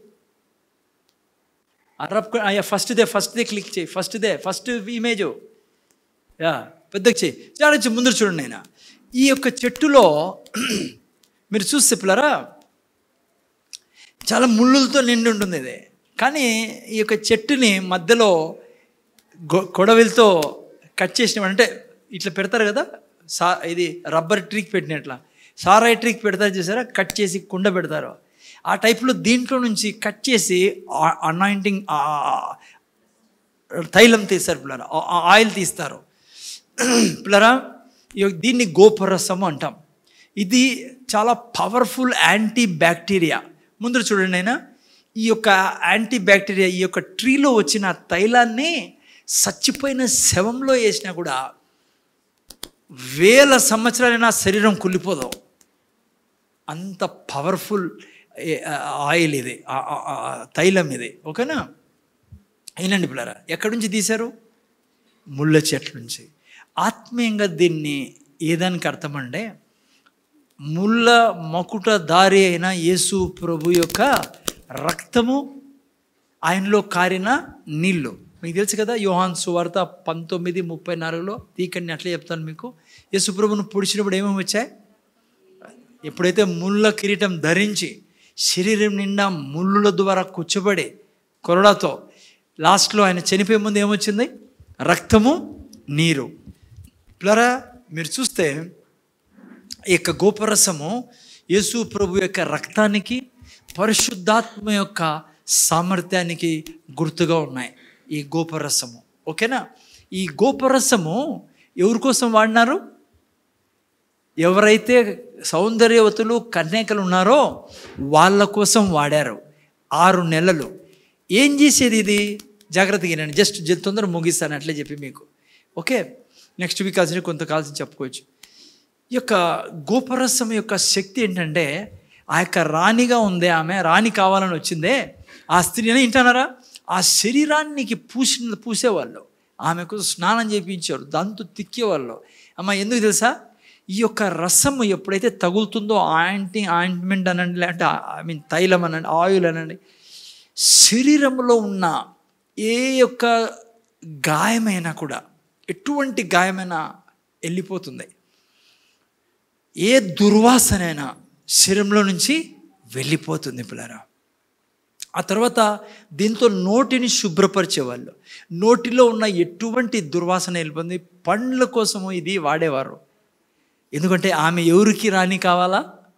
రాజుకి పిల్లరా. మచ్చ, మడత, ఏమంటారు దాన్ని, ముడత గిడత ఏముండకుండా బ్యూటిఫుల్ క్వీన్ కావాలా ఆమె. శరీరంలో ఏది ఉండకూడదు. ఈ రసానికి అంత శక్తి ఉంది పిల్లరా. అందుకే ఎన్ని నెలలు? 6 months రాసేవారు. ఆ యొక్క రసం రాస్తూనే అంతా వెళ్ళిపోయేది. ఏమేమి వెళ్ళిపోయేది? శరీరంలో ఉన్న, అమ్మ ఇండానా సిస్టర్, ఎటువంటి దుర్వాసన కూడా వెళ్ళేది. ఆత్మీయంగా రక్తం గురించి చెప్పాను నేను. రక్తము దీనికంటే శక్తివంతమైంది. మీకు నాకు తెలిసి యేసుప్రభు రక్తం. ఏం దుర్వాసన ఉండేది? బైబిల్లో దుర్వాసన ఏ దాంతో పోల్చారు కదా? చదవండి నాతో పాటు ఒక వాక్యం, 38:5 కీర్తనలో. చంద్ర చదవండి, టైం తక్కువ ఉంది. కీర్తనల గ్రంథం 38:5 ఫస్ట్ ఏంటి? నా మూర్ఖత వలన కలిగిన నా గాయములు దుర్వాసన గలవై స్రవించుచున్నవి. చూసారా పిల్లరా? మూర్ఖత వలన ఏమొస్తుంది? దుర్వాసన వస్తుంది పిల్లరా. మూర్ఖత అంటే ఏంటి అమ్మ? మూర్ఖత అంటే ఏంటి డెఫినేషను? మూర్ఖత అంటే ఎంత చెప్పినా ఇది చేయకూడదురా, ఇది తప్పురా అన్న కూడా దాన్నే చేసేవాడే మూర్ఖుడు అంటాం మనము. దానివల్ల ఏమొస్తా ఉంటుందంట? దుర్వాసన. బైబిల్లో అనేక విషయాలు దేవుడు చెప్పాడు, చేయొద్దని. నేను చదివితే చాలా టైం పడుతుంది. ఓకే, ముఖ్యంగా శరీర కార్యాలు, కోపము, క్రోధము, కుళ్ళు, అసూయ, ద్వేషము పరిశుద్ధాత్మని దుఃఖపరుస్తాయని రాయబడింది పిల్లరా. సో ఈ యొక్క కార్యాలు చేయకూడదు మనము. ఇన్ కేస్ ఏది జరిగినా మన దగ్గర ఉండే తైలం ఏంటి? యేసు రక్తం పిల్లరా. యేసు రక్తంలోకి వెళ్ళాలి మనము. పరిశుద్ధమైన రక్తంలో మనము కన్ఫెస్ చేయాలా. ఎక్కడున్నావు నువ్వు? అంతఃపురంలో ఉన్నావు. ఏ దానికోసం వెయిట్ చేస్తున్నావు? రాజగృహంలో ప్రవేశించేదానికి. నువ్వు యేసుని ప్రభుగా స్వీకరించిన తర్వాత నువ్వు అలాగే దుర్వాసనతో పోతున్నావు అనుకో, రాజు ముందర నిలబడే రోజు నిన్ను తిరస్కరించే పరిస్థితులు వస్తాయి. చాలామంది అలాగే జీవిస్తూ ఉన్నారు. అందుకే ఎబ్రిల్ రాసిన పత్రికలో 6:4 తీకండి, అక్కడ అంటాడు, నువ్వు ఆయన్ని రుచి చూచిన తర్వాత కూడా తిరిగి నువ్వు కుక్క మాదిరి అదే వాంతికి తింటే నువ్వు ఆయన రక్తాన్ని కాళ్ళ కిందేసి తొక్కుతున్నావు అంటాడు. అందుకే పాపంతో మనం జీవించకూడదు పిల్లరా. మూర్ఖుడు తన మూర్ఖత వలన గాయం కలిగినాయంట. ఆయనకు దుర్వాసన వస్తుంది ఆ గాయాల్లో. అమ్మ, మనుషులకు దుర్వాసన వస్తుంది. నువ్వు ప్రభువుని నమ్ముకొని శరీర కార్యాలు చేస్తూ ఉంటే పరిశుద్ధాత్మకి, దేవునికి దుర్వాసన వస్తుంది. అందుకే ఎప్పుడు కూడా ప్రార్థనలో పోతూనే దేవునికి చెప్పాలా, అయ్యా నా దిక్కు చూడు, నువ్వు నీకేమన్నా దుర్వాసన వస్తుందో నా దగ్గర నుంచి, నా క్రియలు ఎట్లున్నాయి, నా ఆలోచనలు ఎట్లున్నాయి, ప్లీజ్ నా పురుషుడు నువ్వు. అంతే కదమ్మా. బతుకుతానేది నీ వల్లనే, ఊపిరిస్తానేది దేవుడు నువ్వు, కడుపుకు అన్నం పెడతానేది నువ్వు, ఈరోజు పడుకొని పొద్దున్న లేస్తానేది నీ దయ వలన, రోడ్లోకి పోయి తిరిగి ప్రయాణం చేసి వస్తానని నీ కనికరం వలన, బయట పాతాళం కాసుకొని ఉంది పిల్లరా, ఎవరిని మరింగుదుమా అని. నా దేవుడు నన్ను కాపాడిండేది. గుండెలు చీల్చుకోవాలి ఆయన ఎదుట, నీ భార్యని నేను నీకు తప్ప ఇంకెవరికి దక్కకూడదు. చెప్పు తండ్రి, నీకేమన్నా నేను ఆయాసపరుస్తానన్నా, ప్లీజ్ నాకు చెప్పు. చెప్తాడు కూడా ఆయన, చెప్తాడు కూడా. నేను నీకు అనుభవం చెప్తాను. అనుక్షణం నువ్వు కాలు ఇట్లా అనేది కూడా చెప్తాడు ఆయన. నువ్వు ఎందుకు అన్నావు కాలు అట్లా అని? అట్లా దేవుడు నీ నా దేవుడు. అర్థమైందా నాయనా? సో ఏం చేయకూడదు? మీరు నేను మీ నా మూర్ఖతను కాకూడదు. ఎట్లా సువాసన వస్తుంది ఆయనకి? యెషయా గ్రంథం 11:3 చదవండి, అక్కడ ఏం రాయబడిందో. నీ ద్వారా సువాసన రావడానికి ఏం చేయాలంట? తొందర చదువు నాయనా, 11:3 చదివేసేయండి. యెహోవా భయము అతనికి ఇంపైన సువాసనగా ఉండును. చూసారా? చాలు. యెహోవా భయం. భయం అంటే అది కాదు పిల్లరా, ఏదో ఉనికేది గడగడగడగడ. నో, దేవుని దగ్గర ఎప్పుడు ఒప్పుకోడు ఆయన. భయం సైతాన్ నుంచి వచ్చేది. ఇక్కడ భయం అని తెలుగులో ఎక్కడ రాసినా కూడా మీరు రెవరెన్స్, గౌరవం. ఆయన బాధపడతాడు. ఆయన బాధపడతాడు. ఈ పని నేను చేయను, ఆయనకి ఇష్టం ఉండదు, ఇది నా భర్తకి ఇష్టం ఉండదు, నా దేవునికి ఇష్టం ఉండదు, నా ప్రియునికి ఇష్టం లేదు నేను ఇట్లా వాళ్ళతో మాట్లాడుకోకుండా ఉంటే. నా తండ్రి, నా భర్త ఆయన నన్ను చూసి మురిసిపోవాలా, సువాసన రాలా. అక్కడ నేను క్షమిస్తా, ఆ బ్రదర్తో నేను మాట్లాడతా, వాళ్ళకి నేను సహాయం చేస్తా, నాకు లేకున్నా పర్లేదు వాళ్ళకి ఇస్తా, గర్వం ఉండొద్దు నా దగ్గర. ఇవన్నీ ఆయనకు చాలా సువాసన కలగజేస్తాయి పిల్లరా. గౌరవం. ఆయన ఉన్నాడు, ఆయన చూస్తున్నాడు. ఆయన మార్చాలని నీ భర్తని, ఆయన మార్చాలని నీ పిల్లల్ని. నువ్వు ఊరికే అనవసరంగా పాపంలో, శరీర కార్యాల్లో అలా జీవిస్తుంటే దుర్వాసన వస్తుంది పిల్లరా. మూర్ఖత అదే. ఓకేనా? సో ఇది గోపరసం వారేవారు ఆమెను. రెండవది, అదే టైం తక్కువ తీసుకోవడం. రెండవది, పండ్లని శుద్ధీకరించేవారు స్పెషల్గా. ఈ యొక్క దీనికి అర్థం ఏమంటే ఆమోస్ గ్రంథము 4:6 రాయబడింది పండ్ల గురించి. అంటే మన టీత్. హలో కదమ్మా? భౌతికంగా ఆమెకు టీత్కి రాసేవాళ్ళు, పండ్లకు రాసేవాళ్ళు. ఏది? గోపరసం. ఎందుకు చెప్పండి? ఏ డికే ఉండకూడదని, ఏ చెడ్డ ఉండకూడదు నోట్లో. ఎవరితో మాట్లాడాలేమే? రాజుతో. ఎవరితో మాట్లాడాలి నాయన? ముందర చూడు మోని ఎవరితో మాట్లాడాలా? నిశితో కాదు, రాజుతో. అర్థమవుతుందమ్మా? సో ఏం రాకూడదంట? ఆత్మీయంగా అర్థమేమో తెలుసా? పండ్లకి ఆహారము ఆత్మీయ అర్థం. పండ్ల గురించి మీరు ఆడ చదివితే ఆమోస్ గ్రంథంలో. అంటే ఏమని అర్థము? అనుక్షణము మన ఆహారం ఏంటి చెప్పండి? వాక్యం పిల్లరా. మీ నా ఆహారము వాక్యం. కాబట్టి ఎప్పుడు మీరు నేను ఏం చేయాలా? వాక్యాన్ని మాట్లాడుతూ ఉండాలా పిల్లరా. మీకు అర్థమైందా? ఎందుకు చెప్పండి వాక్యాన్ని చదవాలా, వాక్యాన్ని మాట్లాడాలా? ఎందుకంటే ఆ రాజుతో కలుసుకున్న దానికి ఎలా కలుసుకోవాలని ఎక్కడ రాయబడింది? వాక్యంలో రాయబడింది. అందుకే వాక్యాన్ని ఏమంటారు తెలుసా? ఇంకో పేరు తెలుసా వాక్యానికి? బైబిల్కి రాజగ్రంథం అని పిలుస్తారు. చదివారు ఎప్పుడన్నా మీరు? ఎవరు చెప్పారు రాజగ్రంథం అని పేరు? ఎవరు పెట్టారు తెలుసా? ఆశ్చర్యం వేస్తుంది మీకు చెప్తే గిన. Charles Darwin. ఎంతమంది తెలుసు చెప్పండి? చార్ల్స్ డార్విన్ తెలుసా? చార్ల్స్ డార్విన్ అదే మన పక్కన కల్లందరూ రోడ్లో.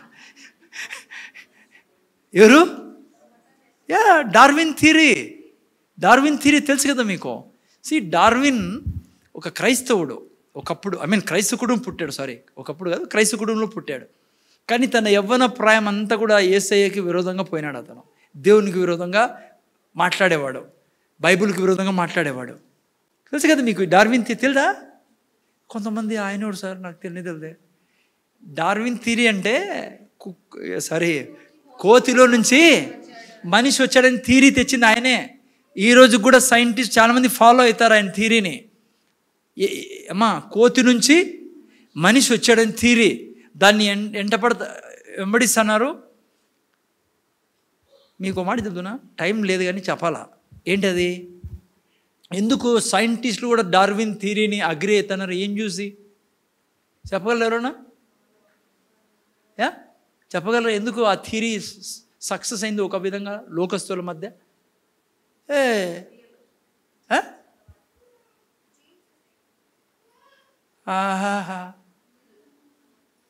అరే ఇది ఏబిసిడి, ఇది ఏ ఫర్ యాపిల్, ఏల్ చర్చోళ్ళకి. ఎందుకు డార్విన్ థియరీ? అరే రే జాగ్రత్తగా ఇది కూడా హలో, ఏ ప్రాణి శరీరమైనా, ఈ భూమి మీద బ్రతుకుతున్న ఏ ప్రాణి శరీరమైనా అటు నుంచి వచ్చింది? గడి చెప్పండి, భయపడతారు ఎందుకు? ఏమో డబ్బులు వేసామా, ఫైన్ వేసామా? గడి చెప్పండి, పేతురు మాదిరే మట్టిలో నుంచే కదా. కోతిలో నుంచి మనిషి ఎందుకు వచ్చాడు అన్నారంటే డార్విన్, కోతి చూడండి ఏళ్ళు ఉంటాయి మన మాదిరే, కాళ్ళ ఏళ్ళు ఉంటాయి, దాదాపు చింపాంజీలు మన మాది నిలబడతాయి కూడా. సో ఈయన చూసి నేను మహాజ్ఞానిని, కోతుల్లో నుంచి మనిషి వచ్చాడని థియరీ రాశాడు. ఎందుకు రాశాడు? సైంటిస్టులు ఎందుకు ఓకే అన్నారు ఇది కరెక్టే అని? దేవుడు తెలీదు వాళ్ళకి. ఈయనండి చెప్తాను నేను. కోతిలో, పులిలో, సింహంలో, నీలో, నాలో బాడీలు ఈయన చూసే అన్నీ ఏమేమైతే మనలో ఉన్నాయో దాంట్లో ఉన్నాయి. ఎందుకంటే మనం అంతా వచ్చింది అటు నుంచి, అంటే శరీరం వచ్చింది అటు నుంచి, మట్టిలో నుంచి. అందుకే మన శరీరంలో కాల్షియం ఉంది, కోతి శరీరంలో కూడా ఉంటుంది. మ్యాగ్నీషియం యాడుంది, మనలో ఉంది, దాంట్లో ఉంటుంది. అర్థమైందనైనా? ఇప్పుడన్నా అన్నీ ఏమేమిదే ఖనిజ పదార్థాలు లోపల ఇనుముంది మన బాడీలో, కోతి బాడీలో, సింహం బాడీలో. ఎందుకు? బైబిల్లో మొదటి పేజీలో రాయబడింది కదా. దేవుడు భూమితో అన్నాడు, ఏమన్నాడు? నువ్వు నానా జాతి యొక్క జంతువుల్ని పుట్టించమని. ఎవరు పుట్టించినది శరీరాన్ని, జంతువులన్నింటినీ? భూమి. కానీ నేను జంతువుల నుంచి రాలా, నేను ఎవరిని? ఆత్మని. ఈ కవర్ ఇచ్చాడు దేవుడు ఇక్కడ, ఈ శరీరాన్ని ఇక్కడ ఉండాలి కాబట్టి. భూమి మీద ఏ మనిషి అన్నా బ్రతకాలంటే ఏం కావాలా? శరీరం కావాలా. అందుకే శరీరం నుంచి బయటకు వస్తూనే ఆత్మ యాటికి పోతుంది, పరలోకానికి వెళ్తుంది. ఇక్కడ బ్రతకాలంటే ఓ మనిషి ఏం కావాలా? ఏ ప్రాణైనా భూమి మీద బతకాలంటే ఏం కావాలా? సైతాన్ కూడా అదే శరీరం కావాలా. ఎందుకంటే వాడు భూమి మీద ఉండాలంటే. లా ఒప్పుకోదు, శరీరం లేకుండా స్పిరిట్ ఉండడానికి వీలు లేదు. అందుకే డీమన్ స్పిరిట్స్కి బాడీ కావాలా ఈ భూమి మీద ఉండి అవి జీవించాలంటే. అందుకే ఎతుకుతుంటాయి శరీరాన్ని. ముందు చూడండి ఆయన ఎందుకు కోతి నుంచి వచ్చిన థియరీ సక్సెస్ అయిందంటే, క్రిస్టియన్గా మీకు నాకు తెలిసినలా కారణం ఇది. బాడీని చూస్తున్నారు వాళ్ళు, బాడీనే మనిషి అనుకుంటున్నారు. బాడీ మనిషి కాదు, బాడీ మనిషికి కవరు, బట్టల్లాగా. ఆ బాడీలో నుంచి అన్ని రక్తాన్ని చూసినప్పుడు, ఆ రక్తాన్ని చూసినప్పుడు, ఎముకల్ని చూసినప్పుడు కోతిలోంచి వచ్చాను. కాదు, జాగ్రత్త తినట్లేరా. అది బాడీ థియరీ. కానీ డార్విన్ థియరీ ఏమైంది అసలు? లాస్ట్కి ఒక సిస్టర్ పోయింది, ఆమె సువార్ చెప్పేదానికి డార్విన్కి, వృద్ధాప్యంలో పోయిండేది కూడా ఎవరో కాదు, ఆంధ్ర ఆమె అంట. యాక్చువల్ ఆమె ఫారినరు, వాళ్ళ ఫ్యామిలీ ఇండియాలో ఉండేది. ఆయన రాజమండ్రి బ్రిడ్జ్ కట్టిన సైంటిస్టు, మిస్టర్ కాటన్ దొరనో ఏదో అంటారు, నాకు పూర్తి పేరు. ఆయన కూతురు డార్విన్ గారికి సువార్త చెప్పాలని కోరికతో పోయింది ఓ రోజు ఇంటికి. పోతే అప్పటికే డార్విన్ బైబిల్ చదువుతున్నాడు, చార్ల్స్ డార్విన్. ఆమె అనిందంటారు, సార్ ఆశ్చర్యపోయి మీరు ఏం చదువుతున్నారని బైబిల్ అక్కడ పక్కన పెట్టాడంట. ఆయన అన్నాడంట, ఇది రాజగ్రంథము అని. రాజగ్రంథం? ఇంతవరకు నేను పరిశుద్ధ గ్రంథం అని విన్నాను, మీరు రాజగ్రంథం అంటున్నారంటే. ఆయన చెప్పాడు, అమ్మా రాజులు అనేక మంది ఉన్నారు, రాజులందరికీ రాజు ఎట్లా మన యేసు రాజో. గ్రంథాలు అనేక గ్రంథాలు ఉన్నాయి, ప్రతి గ్రంథానికి ఈ గ్రంథము రాజు. అనేక మార్గాలు ఈ లోకంలో ఉన్నాయి, కానీ యేసు మార్గమే అసలైన మార్గం. అదేవిధంగా ఏ మనిషి అయినా రాజు ముందర నిలబడి రాజరికం చేయాలి అంటే, రాజుతో జీవించాలంటే ఈ గ్రంథాన్ని చదవాలా. అందుకే ఇది రాజగ్రంథం అన్నాడు ఆయన, చార్ల్స్ డార్విన్. ఆమె అనిందంట, సార్ బాగానే ఉంది కానీ మీరు చాలా థియరీస్ రాశారే కోతి గురించి అంటే. ఆయన ఏం చెప్పాడు తెలుసా? Those are formless theories. నాకు ఇప్పుడు దేవుడు ఎవరో తెలుసు, అజ్ఞానంతో మాట్లాడనవి. సో ఒక రకంగా చెప్తే శరీరం గురించి అట్లా అనుకునేది అనుకుంది, ప్రతి జంతువులను తీసేవే ఉంటాయి. అర్థమైందని ఆయన. అందుకే ఏదైనా టెస్ట్ చేయాలంటే మన శరీరానికి సరిపోయేటట్లా ఏ దాని మీద టెస్ట్ చేస్తారు? జంతువు మీదే. విషం తీసుకొని ఏ దాంట్లోకి వేస్తారు? పాము కాటు, పాముకి యాంటీ, వీళ్ళకి మెడికల్ ఎట్లా తీశారు? మనిషిలో మనిషి చచ్చిపోతాడు, జంతువులో పంపించి ఆ జంతువు చచ్చిపోయినా పర్లే, ఆ జంతువు నుంచి మళ్ళా ఆ యొక్క యాంటీ డోస్ తీసి మనిషికి వేస్తారు. ఇంత ఉంది బైబిల్లో. బైబిల్ రాజగ్రంథం ఇది. ఓకే, నేను చార్లెస్ డార్విన్ గురించి ఇంత టైం పెట్టా మనకి. ఓకే, రాజగ్రంథం ఇది. ఎందుకో తెలుసా? నిన్ను రాజు ముందర నిలబెట్టి రాజుతో నువ్వు సంసారం చేసేటట్లు చేసేది కాబట్టే ఇది వాక్యం ద్వారా నువ్వు అనుక్షణం నింపబడతాను. అలా పండ్లు అంటే అదే, నోరు కడుగుతుంది ఈ యొక్క తైలం. ఓకేనా? నోట్లో ఉన్న ప్రతిదీ చెడ్డ తీయేస్తుంది, పండ్లు, నోరు, నాలుకంతా.